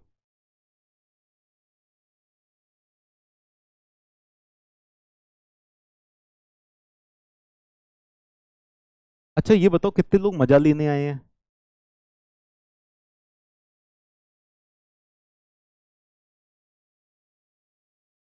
क्या इंक्लाइंड है? चलो, तो स्ट्रेस जो है, स्ट्रेस का हमने एक क्लासिफिकेशन देखा था कि स्ट्रेस को हमने दो पार्ट में क्लासिफाई किया, नॉर्मल स्ट्रेस और टेंजेंशियल या शियर स्ट्रेस। अब ये जो दो क्लासिफिकेशन है ना, इनके और फर्दर क्लासिफिकेशन है क्या? Direct normal stress, bearing stress और बेंडिंग स्ट्रेस, और फिर डायरेक्ट शियर स्ट्रेस और इनडायरेक्ट शियर स्ट्रेस, ठीक है ना। तो इनके जो फर्दर क्लासिफिकेशन हैं वो भी समझते हैं, ठीक है। Let us try to understand those also. आगे सबसे पहला, ठीक है, ये कितने टाइप के हो गए? 6 टाइप के हो गए। ये 6 क्लासिफिकेशन हो गए। 1, 2, 3, 4, 4 नहीं, 4 और नहीं नहीं, हाँ सही तो लिखा था। ये हो जाएगा 4, ठीक है, ये हो जाएगा 5 और ये हो जाएगा 6। ये टोटल के टोटल 6 क्लासिफिकेशन हो गए, है ना। आप लोग जीरो टू हीरो बनने के लिए ना, आपको जो चीजें हैं कि अरे यार हिंदी में मत पढ़ाओ, वाइट बैकग्राउंड रखो सर, ब्लैक मत रखो, इस तरह की फालतू चीजों पे ध्यान मत दो, ठीक है ना। जो चीजें चल रही हैं ना, जो समझा रहे हैं ना, जो आपको हीरे मिल रहे हैं, जो ज्ञान मिल रहा है ना, उस पर ज्यादा फोकस करो। नहीं तो ना फालतू इन सब बेकार की चीजों के लिए ना, आप जो ज्ञान है ना, असली नॉलेज है ना, ये खो दोगे। आपको डिसाइड करना है आपको क्या चाहिए, ठीक है। यहाँ पर इंपॉर्टेंट चीजें बिल्कुल पढ़ाई जा रही हैं। पहली ही क्लास है, पहली ही क्लास के अंदर सर फील चाहिए, अरे फील चाहिए तो बहुत जगह फील मिलता है, ठीक है, वहां पर चले जाओ। यहाँ पर आपको ना फील लेने की कोशिश करोगे ना सब्जेक्ट की, तो फील मिलेगा, ठीक है। बट आप ये फालतू के कमेंट मत करो, ठीक है। टीचर का भी ध्यान डिस्टर्ब होता है, और फालतू के कमेंट इग्नोर करते करते ना, जो काम के कमेंट हो वो भी इग्नोर हो जाते हैं। इसीलिए मुझे लगता है कि थोड़ा पढ़ लो, ठीक है। चलो, तो आप लोग ना जरा समझने की कोशिश करो, समझाया क्या जा रहा है। बहुत इंपॉर्टेंट चीजें समझाई जा रही हैं, आपके कॉन्सेप्ट वीक रह जाएंगे अगर आप ना समझने की कोशिश नहीं करेंगे तो। फालतू की चीजों पे ध्यान मत दो। एसएससी जेई में उलझे गेट वेट वाले बच्चे ना इन सब चीजों पे ध्यान नहीं देते हैं, वो पढ़ाई पे ध्यान देते हैं कि सर समझा क्या रहे हैं, ठीक है ना। चलो, अब स्ट्रेस के ना कितने क्लासिफिकेशन है? स्ट्रेस के टोटल क्लासिफिकेशन है 6। ये 6 के 6 क्लासिफिकेशन समझने की कोशिश करते हैं। Let us try to understand these 6 classifications. क्या क्या? पहला क्लासिफिकेशन, डायरेक्ट नॉर्मल स्ट्रेस, ठीक है। Stress, direct normal stress. तो डायरेक्ट नॉर्मल स्ट्रेस कब आएगी? जब हम फोर्स डायरेक्टली अप्लाई करेंगे। डायरेक्टली अप्लाई कर दी, अब जैसे ये बॉडी है, इसके ऊपर मैंने अगर डायरेक्टली फोर्स अप्लाई कर दी इस तरह से, ठीक है ना, डायरेक्टली अगर मैं फोर्स अप्लाई कर रहा हूं, तो जो स्ट्रेसेस जनरेट होंगी वो डायरेक्ट नॉर्मल स्ट्रेस होगी। या फिर डायरेक्टली मैं खींच रहा हूं इसको, जब डायरेक्टली पुल कर रहा हूं या डायरेक्टली पुश कर रहा हूं, तो जो स्ट्रेसेस जनरेट होंगी परपेंडिकुलर तो है ही, दीज आर परपेंडिकुलर, ठीक है, परपेंडिकुलर हैं, और ये डायरेक्ट फोर्स एप्लीकेशन से आ रही हैं, तो ये हो जाएंगी डायरेक्ट नॉर्मल स्ट्रेस, ठीक है। तो ये जो फोर्सेज हैं ये किस तरह की हो सकती हैं? जैसे मैंने पहले बताया था कि ये जो फोर्सेज होती हैं डायरेक्ट नॉर्मल स्ट्रेस, ये टेंसाइल हो सकती हैं, दोनों तरफ से खिंचाव आ रहा है, ठीक है, तो ये टेंसाइल हो सकती हैं, या फिर ये कंप्रेसिव हो सकती हैं। या फिर ये कंप्रेसिव हो सकती हैं इस तरह से। तो टेंशन कब आएगा? जब अवे फ्रॉम द सेक्शन लग रहा होगा। यहां पर कोई भी क्रॉस सेक्शन देखो, क्रॉस सेक्शन से ये दूर की तरफ जा रही होगी, तो अवे फ्रॉम द सेक्शन जा रहा है, ये टेंसाइल हो जाएगी। और टुवर्ड्स द सेक्शन जा रहा है, यहां पर देखो इस सेक्शन पे ये इसकी तरफ आ रहा है, ठीक है ना।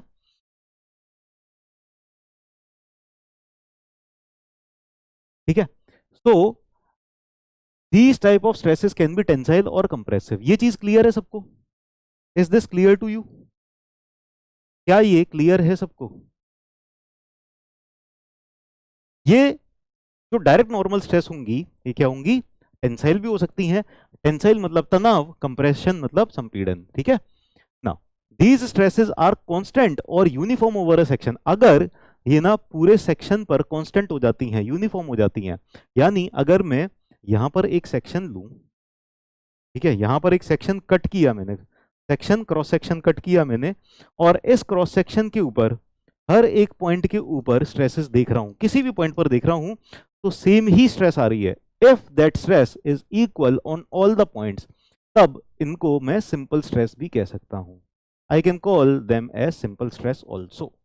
ठीक है ना, क्लियर है?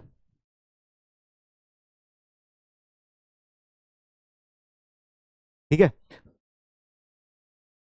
चलो, तो ये हो गया हमारा सिंपल स्ट्रेस। अब देखो सिंपल स्ट्रेस के जो एग्जांपल हैं, जैसे आपने घर पे सीलिंग फैन टंगा देखा होगा। सीलिंग फैन जो टंगा रहता है, तो सीलिंग फैन का जो वजन है ना, ये वाली रॉड उठा रही है, तो ये वाली रॉड के ऊपर जो सीलिंग फैन का वजन है, ये नीचे की तरफ आ रहा है, और जो छत है ये उसको पकड़ के ऊपर की तरफ।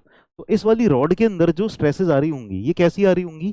टेंसाइल स्ट्रेसेस आ रही होंगी। तो force in ceiling fan rod किस तरह की आ रही होगी? Tensile, tension stress. क्लियर है ना। और अगर स्प्लिट स्पून सैंपलर देखा आपने सॉइल मैकेनिक्स में, split spoon sampler, simple stress एक बार फिर से एक्सप्लेन कर देते हैं। अगर जो स्ट्रेस है ना पूरे क्रॉस सेक्शन पे हर जगह पर बराबर बराबर है, जैसे अगर मैंने यहां पर देखा तो ये 2 मेगा पास्कल आ रही है, यहां पर देखा 2 मेगा पास्कल, यहां देखा 2 मेगा पास्कल, यहां देखा 2 मेगा पास्कल, यहां देखा 2 मेगा पास्कल, यहां देखा 2 मेगा पास्कल, यहां देखा 2 मेगा पास्कल, यहां देखा, हर जगह पर हर पॉइंट पर 2 पूरे में किसी भी पॉइंट पर मैं स्ट्रेस देख लूं तो 2 मेगा पास्कल आ रही है। तो इस तरह की स्ट्रेस को मैं कह सकता हूं सिंपल स्ट्रेस। ठीक है ना। तो पूरे सेक्शन पे हर एक पॉइंट पर अगर स्ट्रेस की वैल्यू बराबर है, कहीं कम ज्यादा नहीं है, तो स्ट्रेस कितनी हो जाएगी? उस स्ट्रेस को हम क्या कह सकते हैं? सिंपल स्ट्रेस भी कह सकते हैं। ठीक है। फाउंडेशन डिजाइन में यूज नहीं होता split spoon sampler, soil exploration वगैरह में यूज होता है। ठीक है ना, सॉइल एक्सप्लोरेशन में स्प्लिट स्पून सैंपलर यूज करते हैं। तो जो स्प्लिट स्प्लिट स्पून सैंपलर होता है, कुछ इस तरह का होता है, स्प्लिट स्पून सैंपलर। ठीक है, नाम प्रोनाउंस करना भी जरा मुश्किल सा काम है। ठीक है, अब ये हमारा जमीन हो गया, ग्राउंड हो गया, है ना। और इस स्प्लिट स्पून सैंपलर को क्या करते हैं? ऊपर से वजन लगा के इसको अंदर कंप्रेस किया जाता है, इसको अंदर जमीन के अंदर ना धकेला जाता है। ठीक है, तो जब इसको जमीन के अंदर इंसर्ट किया जाएगा, इसको पुश किया जाएगा, तो स्प्लिट स्पून सैंपलर के अंदर जो फोर्सेस आ रही होंगी, तो एक तरफ तो ग्राउंड भी रेजिस्टेंस लगा रहा है, यहां से नीचे से ग्राउंड जो है नीचे से रेजिस्टेंस लगा रहा है, ठीक है ना, और ऊपर से फोर्स आ रही है। तो एक तरफ ऊपर से फोर्स आ रही है और नीचे से ग्राउंड रेजिस्टेंस लगा रहा है, तो ये जो स्ट्रेसेस जनरेट होंगी, कोई भी क्रॉस सेक्शन आप लोगे, इस क्रॉस सेक्शन में टुवर्ड्स द क्रॉस सेक्शन जा रही है। कोर कटर मेथड में भी होता है, बिल्कुल कोर कटर में भी होता है, स्प्लिट स्पून सैंपलर में भी होता है। ठीक है ना। हाँ, कोर कटर यूज करेंगे कंक्रीट के अंदर, और सॉइल के अंदर भी। स्प्लिट स्पून सैंपलर अकेला सॉइल के अंदर होता है। ठीक है ना। तो यहां पर जो इसकी वॉल्स हैं, इनके ऊपर कैसी स्ट्रेस आ रही है? इनके अंदर कंप्रेसिव स्ट्रेस आ रही होगी। ठीक है ना,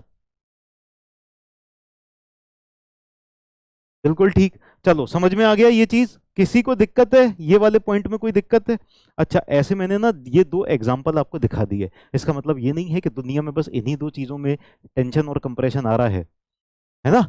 बहुत सारी चीजें होती हैं। जैसे अगर मान लो कोई कुर्सी पे बैठा हुआ है ना, कोई एक पर्सन कुर्सी पे बैठा हुआ है, a person is sitting on chair. कोई पर्सन चेयर पे बैठा हुआ है, कुर्सी पे बैठा हुआ है, ठीक है ना। कौन बैठा हुआ है? नहीं पता कौन बैठा हुआ है।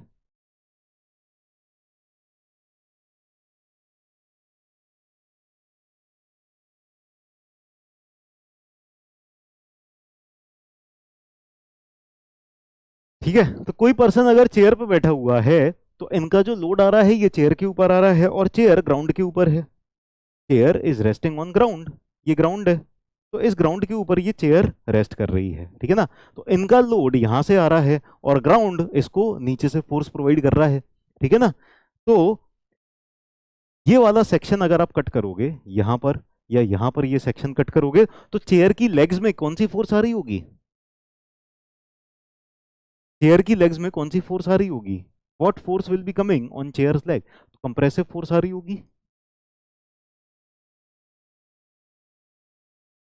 कंप्रेसिव फोर्स आ रही होगी चेयर के लेग्स में, ठीक है ना।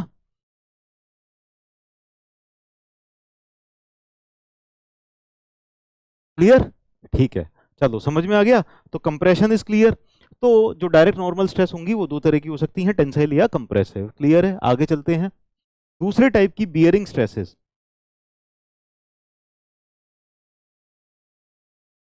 बियरिंग स्ट्रेसेस कब जनरेट होती हैं? ध्यान से सुनना, ठीक है, ध्यान से सुनना, नहीं तो फिर बाद में बार बार पूछोगे तुम। तो अगर ये कोई बॉडी है और ये एक बॉडी दूसरी इसके ऊपर रखी हुई है और इस दूसरी बॉडी के ऊपर कोई फोर्स लग रही है, तो जो इनका टच होगा, जहां पर ये टच कर रही हैं, जहां पर इंटरफेस है, इस इंटरफेस पे जो फोर्स आ रही है ना, ये बियरिंग स्ट्रेस है। यानी एक सरफेस दूसरे सरफेस पे टच कर रहा है, तो जहां पर कांटेक्ट है ना, वहां पर जो स्ट्रेसेस आ रही हैं ये वाली स्ट्रेसेस होती हैं बियरिंग स्ट्रेसेस, ठीक है। ये वाली जो स्ट्रेसेस हैं दीज आर बियरिंग स्ट्रेसेस। समझ में आया? बियरिंग स्ट्रेस एक बार फिर से, एक ये बॉडी है, एक ये दूसरी बॉडी है, दो बॉडी जहां पर एक दूसरे को टच कर रही हैं और दोनों एक दूसरे के ऊपर जो फोर्स लगा रही हैं, ठीक है। तो जो सरफेस पे फोर्स है ये वाली फोर्स क्या हो जाएगी? Bearing stress. ये वाली जो स्ट्रेस हो जाएगी बियरिंग स्ट्रेस। यस, दो बॉडी के इंटरफेस पर जो फोर्स लग रही है that is what? Bearing stress. Clear है? तो बियरिंग स्ट्रेस किस तरह की होगी? अच्छा, यहां पर जो बियरिंग स्ट्रेस लग रही होगी इन दोनों के कांटेक्ट सरफेस पे लग रही होगी, मतलब ये यहाँ इस जगह पर ये दोनों बॉडीज जो हैं वो कांटेक्ट में हैं। तो इस जगह पर दोनों बॉडीज के अंदर किस तरह की फोर्स आ रही है? बियरिंग स्ट्रेस आ रही है, ठीक है।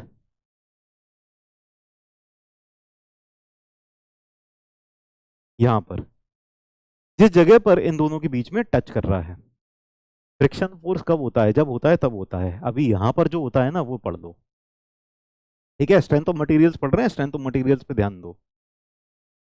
तो ये जो बियरिंग स्ट्रेसेस हैं ये हमेशा कंप्रेसिव होंगी, कभी टेंसाइल हो सकती हैं, कभी टेंसाइल हो सकती हैं क्या? ये फोर्स इस, ये जो ऑब्जेक्ट है ये इसके ऊपर कभी ऐसे टेंसाइल लगा सकता है? अनलेस एंड अनटिल हमने फेविकॉल लगा के ना खींच रखा हो तो भी इंटरफेस पे नहीं आएगी, फिर वो फेविकॉल होगा ना, फेविकॉल के अंदर आएगी टेंसाइल स्ट्रेसेस, ठीक है ना। तो यहां पर इन बॉडी के ऊपर, दोनों बॉडी के जो सरफेस पर कांटेक्ट पर जो फोर्सेस आ रही है ना सरफेस के ऊपर, ये वाली जो स्ट्रेसेस हो जाएंगी, ये क्या हो जाएंगी? ये हो जाएंगी हमारी बियरिंग स्ट्रेसेस। समझ में आ गया सबको? समझ में आया कि नहीं आया? एक बॉडी छोटा होना या बड़ा होना जरूरी नहीं है, ठीक है, दोनों बॉडी बराबर की हो सकती हैं। छोटा दिखाने से, छोटा करने से क्या है, एक बॉडी को छोटा दिखा दिया, एक को बड़ा दिखा दिया, इससे क्या है, थोड़ा सा समझने में आसानी होगी। बराबर बराबर का दिखा दूंगा अगर मैं, तो क्या होगा, आपको लगेगा कि हमेशा पूरी ही बॉडी की पूरे सरफेस के ऊपर ही फोर्स लगेगी, है ना, ठीक है। यस, जो स्ट्रेस डेवलप हो रही है कॉन्टेक्ट एरिया पे वो होगा। समझ में आ गया सबको? क्लियर है ना? बॉडी इक्वल भी हो सकता है, बड़ा भी हो सकता है। अगर ये बड़ा हो जाएगा तो ये छोटा हो जाएगा, तो छोटा बड़ा तो फिर भी है ही ना, ठीक है। ये ड्यू टू वेट आता है, ये ड्यू टू वेट भी आ सकता है, या फिर कोई और एक्स्ट्रा फोर्स लग रही हो उसकी वजह से भी आ सकता है। पर ये आएगा कहां पर? जहां पर इनके बीच में कांटेक्ट हो रहा होगा वहां पर आएगा, बस। किस वजह से आ रहा है वो बहुत सारी वजह हो सकती हैं, ठीक है। क्लियर है? अच्छा, ये बता दो कि यहां पर क्या बियरिंग स्ट्रेस आ रही होगी इसमें कहीं पर? ऊपर वाला बड़ा हो तो नीचे वाला छोटा हो जाएगा, तो क्या दिक्कत है? तो बियरिंग स्ट्रेस तो बियरिंग ही रहेगी ना।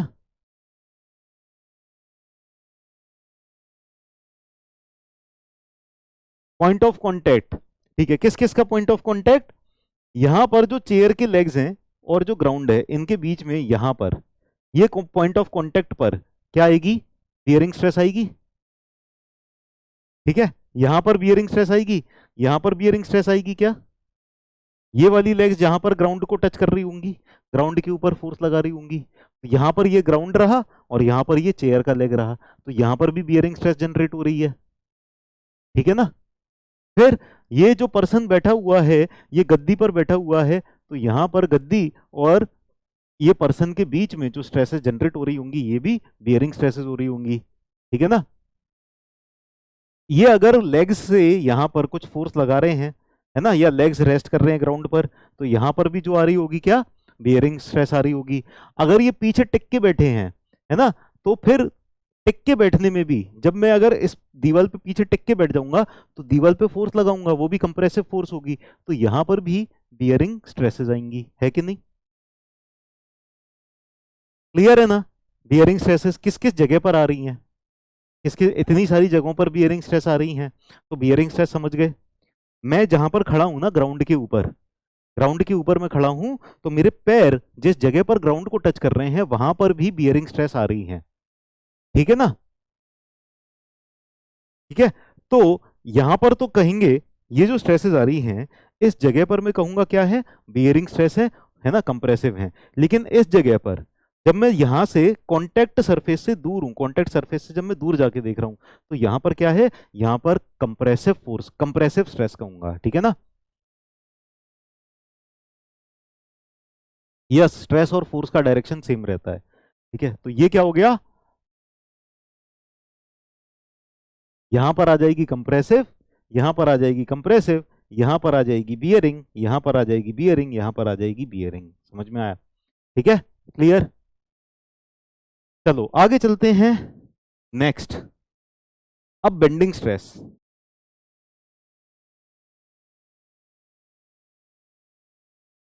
बेंडिंग स्ट्रेस, तो बेंडिंग स्ट्रेस ये क्या हो जाएगा, तीसरे टाइप की स्ट्रेस हो जाएगी, third type of stress, bending stress.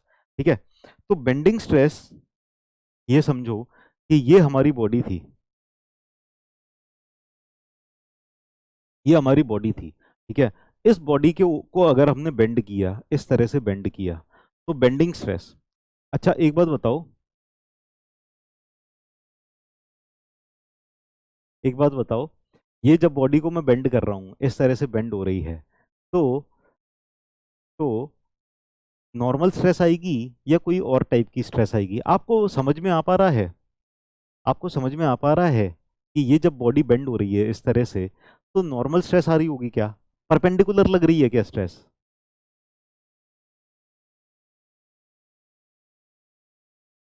Perpendicular लग रही है क्या स्ट्रेस,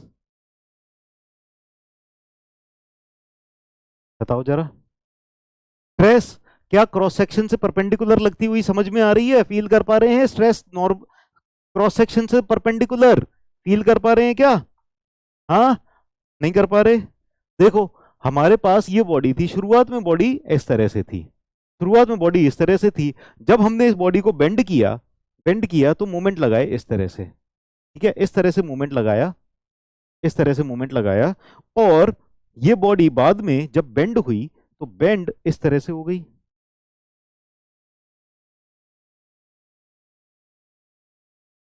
इस तरह से बेंड हो गई। तो जब बॉडी बेंड हो गई, तब इसको और इसको देखो, पहले ये ऐसे थी, पहले ऐसे थी, पहले ऐसे थी, बाद में ऐसे हो गई। ठीक है ना। तो इसको देख के ऐसा लग रहा है कि नॉर्मल स्ट्रेस लग रही है, परपेंडिकुलर लग रही है क्रॉस सेक्शन से, हाँ, लग रहा है क्या। देखो, ऊपर वाले जो फाइबर्स हैं, जब मैं इस बॉडी को इस तरह से बेंड कर रहा हूं, ठीक है, अभी लेंथ देखो, सारे फाइबर्स की लंबाई देखो, और अभी जब मैं ऐसे बेंड कर दिया तो अब सारे फाइबर्स की लंबाई देखो, तो ऊपर वाले फाइबर्स ऐसा लग रहा है ना छोटे हो गए। यहाँ पर देखो, ऊपर वाले फाइबर्स की लंबाई कम होती हुई दिखाई दे रही है और नीचे वाले फाइबर्स खिंचते हुए दिखाई दे रहे हैं, है ना। ऊपर वाले फाइबर्स मुझे छोटे होते हुए दिखाई दे रहे हैं, नीचे वाले फाइबर्स मुझे खिंचते हुए दिखाई दे रहे हैं। ठीक है, तो अगर मैं यहाँ पर बीच में क्रॉस सेक्शन कट करूं, तो क्रॉस सेक्शन के ऊपर मुझे ऊपर वाले फाइबर्स पे कंप्रेशन होता हुआ दिखाई दे रहा होगा, यहाँ पर मुझे कंप्रेशन होता हुआ दिखाई देगा। तो अगर यहाँ पर मैं कोई भी क्रॉस सेक्शन कट कर लेता हूं, तो क्रॉस सेक्शन पे क्या होगा, ऊपर वाले फाइबर्स पे जहां पर लंबाई कम हो रही है यहां पर क्या आ रहा है, कंप्रेशन आ रहा है ना। और नीचे वाले फाइबर्स पे जहां पर लंबाई बढ़ रही है यहां पर टेंशन आ रहा है, इस तरह से यहां पर टेंशन आ रहा है। तो कंप्रेशन और टेंशन दोनों साथ साथ आ रहे हैं कि नहीं आ रहे? ऊपर वाले फाइबर्स हो रहे हैं छोटे, किसकी वजह से? कंप्रेशन की वजह से। नीचे वाले फाइबर्स हो रहे हैं लंबे, किसकी वजह से? टेंशन की वजह से, ठीक है ना। तो क्रॉस सेक्शन जब आप देखोगे ना यहां पर, तो यहां से आप देखोगे तो यहां पर ऐसा दिखाई देगा कि ये क्रॉस सेक्शन कट किया, यहां पर आपको दिखाई देगा कि ऐसे यहां पर ना इस तरह से फोर्स लग रही है, कंप्रेसिव लग रही है। और यहां पर नीचे वाले पार्ट पे आप देखोगे यहां पर खिंचाव आ रहा है, ठीक है। तो जो मूवमेंट होता है ना, मूवमेंट दोनों से मिलके बनता है ना। एक कंप्रेशन और एक टेंशन, ठीक है, इन दोनों की वजह से जो इन दोनों के बीच का जो डिस्टेंस है ना, इसकी वजह से एक मूवमेंट क्रिएट होता है, तो वही मूवमेंट ही लग रहा है, ठीक है ना। तो क्रॉस सेक्शन पे आप देखोगे तो ये दोनों नॉर्मल रहेंगी, परपेंडिकुलर रहेंगी। और इसका जो डिस्ट्रीब्यूशन होता है वो लीनियर डिस्ट्रीब्यूशन होता है। तो अगर मैं स्ट्रेस का डिस्ट्रीब्यूशन बनाऊंगा ना, तो स्ट्रेस का डिस्ट्रीब्यूशन कुछ इस तरह का आएगा यहां पर,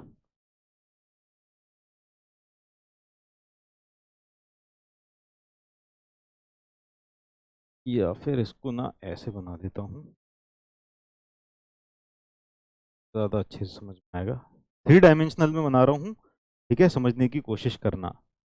try to understand, I am drawing in 3 dimension, 3 dimensional बना रहा हूं। तो देखो कंप्रेशन जा रहा है ऐसे, compression is going like this, इस तरह से जा रहा है कंप्रेशन। ये हो गया हमारा कंप्रेशन, ठीक है। और ये हो गया हमारा टेंशन, नीचे वाले फाइबर्स पे टेंशन, ठीक है। अब जितने ज्यादा मैं यहां पर ऊपर जाऊंगा, जितने ज्यादा ऊपर जाऊंगा उतना ज्यादा कंप्रेशन दिखाई देगा, जितने ज्यादा ऊपर रहूंगा उतना ज्यादा कंप्रेशन, और जितना नीचे जाऊंगा उतना ज्यादा टेंशन। यानी सबसे ऊपर वाले जो फाइबर्स है ना, सबसे ऊपर वाले फाइबर्स पे सबसे ज्यादा कंप्रेशन होगा, और सबसे नीचे वाले फाइबर्स पे सबसे ज्यादा टेंशन होगा, ठीक है। सबसे वाले ऊपर वाले फाइबर्स पे सबसे ज्यादा कंप्रेशन और नीचे वाले फाइबर्स पे सबसे ज्यादा टेंशन। यानी बीच में जैसे मैं यहां से इधर की तरफ जाऊंगा तो जो टेंशन है वो कम होता जा रहा है, कम होता जा रहा है, कम होता जा रहा है, कम होता जा रहा है। अचानक से क्या हो जाएगा, जीरो हो जाएगा। फिर उसके ऊपर जाऊंगा तो कंप्रेशन आएगा, और वो कंप्रेशन बढ़ता जाएगा, बढ़ता जाएगा, बढ़ता जाएगा, बढ़ता जाएगा, और सबसे टॉप पे मैक्सिमम हो जाएगा, है ना।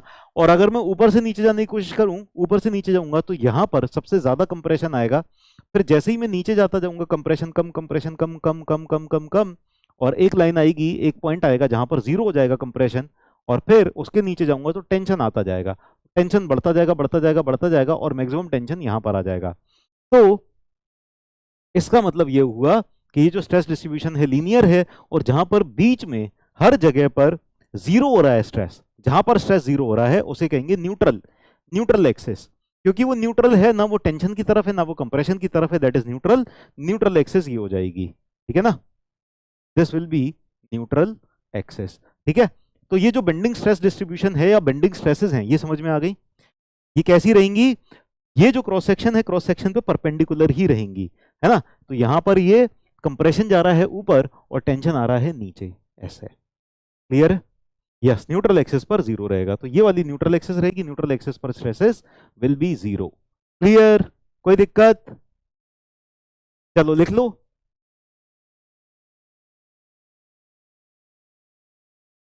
तो ये किसकी वजह से आएंगी? ये बेंडिंग मोमेंट की वजह से आएंगी। They will arise due to bending moment, और नॉर्मल टेंशन और नॉर्मल कंप्रेशन दोनों एक साथ जनरेट होंगे, है ना। नॉर्मल टेंशन और नॉर्मल कंप्रेशन दोनों एक साथ जनरेट होंगे। क्लियर है? लिख लो, जैसे ही हो जाए बता देना, जैसे ही हो जाए डन बोल देना, डन। लिख लो, पहले जल्दी से बना लो, लिख लो, और हो जाए। सर परपेंडिकुलर फोर्स थोड़ी लग रहा है, नहीं लग रहा ना परपेंडिकुलर फोर्स, ये तो मैंने कहा ही नहीं कि परपेंडिकुलर फोर्स लग रहा है। पीडीएफ से लिख लेंगे पक्का सब लोग, तो आगे बढ़े। सीसी सीसी सीसी सीसी क्या लिख रहे हो? Crystal clear? चलो बहुत ही बढ़िया, ठीक है। न्यूट्रल एक्सेस सिर्फ क्रॉस सेक्शन के लिए डिफाइन होता है ना सर? नहीं, न्यूट्रल एक्सेस पूरे के पूरे बॉडी के अंदर न्यूट्रल एक्सेस रहेगी, ठीक है। सिर्फ एक क्रॉस सेक्शन नहीं है, जितने सारे क्रॉस सेक्शन है हर एक क्रॉस सेक्शन पर न्यूट्रल एक्सेस। तो बेसिकली न्यूट्रल एक्सेस ये पूरा का पूरा एक प्लेन बन जाता है, 3D में देखोगे तो एक प्लेन रहेगा न्यूट्रल एक्सेस। सेक्शन के बीच में लगाएं तो, यानी क्या सवाल था, चला गया ऊपर चुर्र से। ठीक है, आगे चलते हैं। ठीक है, तो ये वाला हो गया तीसरा। अब आते हैं हम शियर स्ट्रेस पर। ठीक है, so fourth one, direct shear. Direct shear, ठीक है, तो डायरेक्ट शियर स्ट्रेस जो आएंगी वो डायरेक्ट शियर फोर्स की वजह से आएंगी। अच्छा, सीसी मींस क्रिस्टल क्लियर, अरे वाह, बहुत ही बढ़िया, शानदार। ठीक है, नेक्स्ट लेक्चर में पढ़ोगे तो भेजा आउट हो गया क्या इतनी जल्दी? पढ़ने में मजा आ रहा है कि नहीं आ रहा? मजा आ रहा है कि नहीं आ रहा, ये बताओ। हाँ, मुझे तो पढ़ाने में मजा आ रहा है। एसएससी वाले बच्चों से इतने टाइम से मैं दूर रहा, मैं तरस रहा था, पता है, एसएससी वाले बच्चों के लिए। हालांकि मैं गुस्सा बहुत करता हूँ, एसएससी वाले बच्चों पे ज्यादा गुस्सा करता हूँ मैं, गेट वालों पे उतना गुस्सा नहीं करता। लेकिन मैं तरस बहुत रहा था आप लोगों से मिलने के लिए, जो भी एसएससी वाले बच्चे हैं ना। मैं दिल से लगाव हो गया थोड़ा एसएससी से, जब से पढ़ाया, है ना। इसमें बेंडिंग स्ट्रेस लगेगा, हाँ, तो बेंडिंग स्ट्रेस आएगा ना, बेंडिंग स्ट्रेस ही तो है। चलिए आगे चलते हैं। अब जो डायरेक्ट शियर स्ट्रेस आ रहा है, डायरेक्ट शियर स्ट्रेस किस वजह से आएगा? जब डायरेक्ट शियर फोर्स लगेगी। अब आप ये बताओ, जरा ध्यान से देखो, ध्यान से देखो, ये वाली जो फोर्स है, अगर मैं क्रॉस सेक्शन काटूं कहीं भी, यहां पर मैंने क्रॉस सेक्शन कट किया, तो यहां पर जो फोर्स है, अच्छा, शियर फोर्स जो होगी, शियर फोर्स की टेंडेंसी क्या होती है? दो प्लेन्स को ना आपस में स्लाइड करने के लिए, है ना। ऐसे पूरी एक बीम जा रही थी, ठीक है, दो बीम जा रही थी, तो बीम के जो क्रॉस सेक्शन है ना, उनको एक दूसरे के रिस्पेक्ट में ऐसे स्लाइडिंग की टेंडेंसी हो जाएगी। ये स्लाइडिंग की टेंडेंसी जिस फोर्स की वजह से आ रही है, उस फोर्स को क्या कहेंगे? Shear force. शियरिंग करने की कोशिश कर रही है, यानी काटने की बीच में से। ठीक है ना, बहुत मजा आ रहा है, बहुत बढ़िया। ठीक है, बियरिंग स्ट्रेस लगेगा क्या बेंडिंग मोमेंट में? बियरिंग स्ट्रेस जहां पर आता है वहां बता दिया, ठीक है, जिस हमेशा सरफेस पर ही आएगा। तो अगर बेंडिंग मोमेंट आप ऐसे पकड़ के अपने हाथों से और ऐसे घुमा रहे हो, तो आपके हाथ में और बीम के ऊपर जहां पर आपने ऐसे पकड़ा है, वहां पर बिल्कुल बियरिंग आएगा। ठीक है, ठीक है, तो यहां पर अगर मैंने ये वाली फोर्स लगाई, देखो ध्यान से देखो, यहां पर ये वाली फोर्स अगर मैंने लगाई, ये वाली फोर्स की वजह से इतना पार्ट जो है, अगर मैं यहां पर इस सेक्शन को देखूं, तो इस सेक्शन पर क्या मुझे ऐसा फील होगा कि ये वाला जो इतना हिस्सा है, ये इसके रिस्पेक्ट में इस तरह से कट के अलग होना चाह रहा है? ये वाला इससे कट के अलग होना चाह रहा है? हाँ, ये ऐसे कट के अलग होना चाह रहा है, क्या ऐसा इस सेक्शन पर मुझे महसूस होगा? है ना। तो जब ये यहां पर ऐसे कट के अलग होना चाह रहा है ना, तो ये वाली जो फोर्स है, ये किस तरह का फोर्स लगा रही है? ये एक तो पैरेलल लग रही है ना। अगर मैं इस वाले पार्ट पर देखूं, अगर मैं इस वाले पार्ट को एनालाइज करूं, तो इस वाले पार्ट पर मैं देखूंगा कि ये वाली फोर्स जो है, ये पी फोर्स ऐसे लग रही है यहां पर। ठीक है ना। और जब ये यहां पर इक्विलिब्रियम है, इसका फ्री बॉडी डायग्राम मैंने बनाया, ये भी इक्विलिब्रियम में रहना चाहिए, तो यानी यहां पर पी फोर्स ऐसे लग रही है। तो क्रॉस सेक्शन जो होगा मेरा, क्रॉस सेक्शन से पैरेलल लग रही है कि नहीं? ठीक है, क्रॉस सेक्शन के ऊपर जो फोर्स लग रही है, वो इस क्रॉस सेक्शन के पैरेलल है या नहीं है, जल्दी बताओ। ऊपर टेंशन, नीचे कंप्रेशन नहीं है यहां पर। यहां पर क्या है? ये वाले क्रॉस सेक्शन के ऊपर जो फोर्स है, ये क्रॉस सेक्शन से पैरेलल है। ये है क्रॉस सेक्शन, देखो ध्यान से, ठीक है। और यहां पर फोर्स लग रही है, यहां पर फोर्स लग रही है, तो ये फोर्स जो है इस क्रॉस सेक्शन पे पैरेलल जा रही है, इसके पैरेलल। ठीक है, परपेंडिकुलर होती तो कैसी होती? परपेंडिकुलर ऐसी फोर्स होती। पैरेलल कैसी है? पैरेलल ऐसी फोर्स है। ठीक है ना। तो ये वाली फोर्स इस क्रॉस सेक्शन पे पैरेलल जा रही है, ये वाली फोर्स इस क्रॉस सेक्शन पे पैरेलल जा रही है। यहां पर जो रेजिस्टेंस आएगा, ये भी पैरेलल आएगा, है ना। ये वाला रेजिस्टेंस आएगा, पैरेलल आएगा। अब ये यहां पर जो स्ट्रेस जनरेट हो रही होगी ना, इसकी वजह से ये जो स्ट्रेस जनरेट हो रही होगी, ये वाली स्ट्रेस क्या हो जाएगी? ये शियर स्ट्रेस हो जाएगी। This will be shear stress. समझ में आया? शियर स्ट्रेस जो होगी। अच्छा, डायरेक्ट अगर आपने शियर फोर्स लगा रखी थी, डायरेक्ट शियर फोर्स लगा रखी थी, तो उस डायरेक्ट शियर फोर्स की वजह से जो शियर स्ट्रेस आ रही है, इसको क्या कहेंगे? डायरेक्ट शियर स्ट्रेस कहेंगे। समझ में आई बात? Yes, due to transverse load. इस तरह के लोड को क्या कहते हैं? ट्रांसवर्स लोड कहते हैं। ट्रांसवर्स का मतलब क्या पता? ट्रांसवर्स लोड का मतलब पता है? ट्रांसवर्स लोड का मतलब क्या है? जो एक्सिस से परपेंडिकुलर है। एक्सिस कहां पर है? एक्सिस ये रही, दिस इज द एक्सिस। ठीक है, तो एक्सिस के अलोंग अगर लोड लगे या फोर्स लगे उसको कहेंगे एक्सियल फोर्स या लॉन्गिट्यूडनल फोर्स। ये वाली फोर्स जो हो जाएगी वो एक्सियल फोर्स या लॉन्गिट्यूडनल फोर्स हो जाएगी, और इस एक्सिस से जो परपेंडिकुलर हो जाएगी वो लेटरल या फिर ट्रांसवर्स। ठीक है, तो ट्रांसवर्स या फिर लेटरल फोर्स हो जाएगी। ठीक है, क्लियर है? तो लेटरल लोड की वजह से या ट्रांसवर्स लोड की वजह से जो फोर्स आ रही है वो आ जाएगी शियर फोर्स, और इसकी वजह से जो स्ट्रेसेस जनरेट हो रही हैं वो शियर स्ट्रेस है। तो डायरेक्टली अगर हमने शियर फोर्स लगा दी थी, डायरेक्ट शियर फोर्स लगा दी थी, उस डायरेक्ट शियर फोर्स की वजह से जो स्ट्रेसेस जनरेट हो रही हैं वो क्या हो जाएंगी? डायरेक्ट शियर स्ट्रेस हो जाएंगी। ठीक है, शियर फोर्स का एग्जांपल, जैसे ये लोड लगता दिखाई दे रहा है ना, कैंटिलीवर बीम है। ठीक है, किसने पूछा शियर फोर्स का एग्जांपल? नवीन ने पूछा। ठीक है, तो नवीन को मैं यहां बैठा दूं, नवीन को मैं यहां बैठा दूं ऐसे करके। ठीक है, तो ये जो नवीन का लोड लग रहा है क्या ये शियर फोर्स नहीं है? प्रैक्टिकल लाइफ का ही तो है। तुम बैठते नहीं हो क्या? मैंने तुमको कैंटिलीवर बीम में बिठा दिया।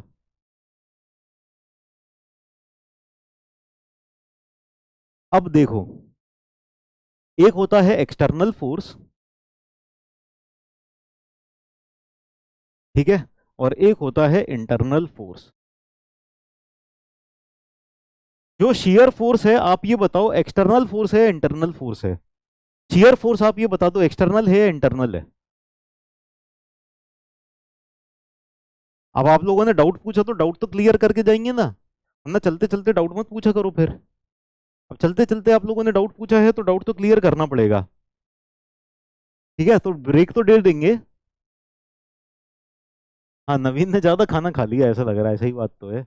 ये बताओ एक्सटर्नल और इंटरनल, तो शियर फोर्स जो है वो एक्सटर्नल है या इंटरनल है? देखो यहां पर नवीन जो बैठा हुआ है ना, नवीन को थोड़ी पता है कि मेरी वजह से शियर फोर्स आ रही है। शियर फोर्स तो अंदर जनरेट हो रही है ना, शियर स्ट्रेसेस शियर फोर्स ये इंटरनल हैं, ये अंदर जनरेट हो रही हैं। बाहर से तो बस लोड है, बाहर से तो बस लोड है। ठीक है, तो ये एक्सटर्नल लोड है। अब इस लोड को नहीं पता कि बीम के अंदर मेरी वजह से क्या हो रहा है, तो बीम के अंदर जनरेट हुआ ना शियर फोर्स। ठीक है, तो कोई भी एक्सटर्नल लोड लगाया था उसकी वजह से बीम के अंदर जो शियर फोर्स जनरेट हुआ तो वो इंटरनल है। Shear force is internal, shear stress is internal. ठीक है ना, और बाहर क्या है? बाहर लोड है, बाहर से वो लोड है। ठीक है, तो शियर फोर्स का प्रैक्टिकल एग्जांपल मैं कैसे बता सकता हूं? मैं तो बस ये बता सकता हूं कि इसके अंदर शियर फोर्स आ रही होगी, क्योंकि जो शियर फोर्स होगी वो आपको दिखाई नहीं दे रही होगी, क्योंकि वो मटेरियल के अंदर है, इंटरनल है। ठीक है, इंटरनल फोर्स आपको बाहर से दिखाई देगी क्या? शियर फोर्स हो गई, एक्सियल फोर्स हो गई, मैं बस बाहर से लोड लगा के बता सकता हूं। अंदर जो फोर्स होगी, अंदर जो इसका जो रिजल्टेंट आएगा वो हमें बाहर से नहीं दिखाई देगा। ठीक है, क्लियर है? फोर्स और स्ट्रेस सेम नहीं होते, फोर्स डिवाइडेड बाय एरिया हो जाएगा स्ट्रेस, नॉर्मल की बात की जाए तो। ठीक है, तो ब्रेक लेते हैं अब, फिर अगली क्लास में मिलते हैं। कितने बजे? अभी 7:30 बज रहे हैं ना, 8 बजे से मिलना है, 8 बजे मिलते हैं अगली क्लास में। ठीक है, bye bye, take care, see you in the next class.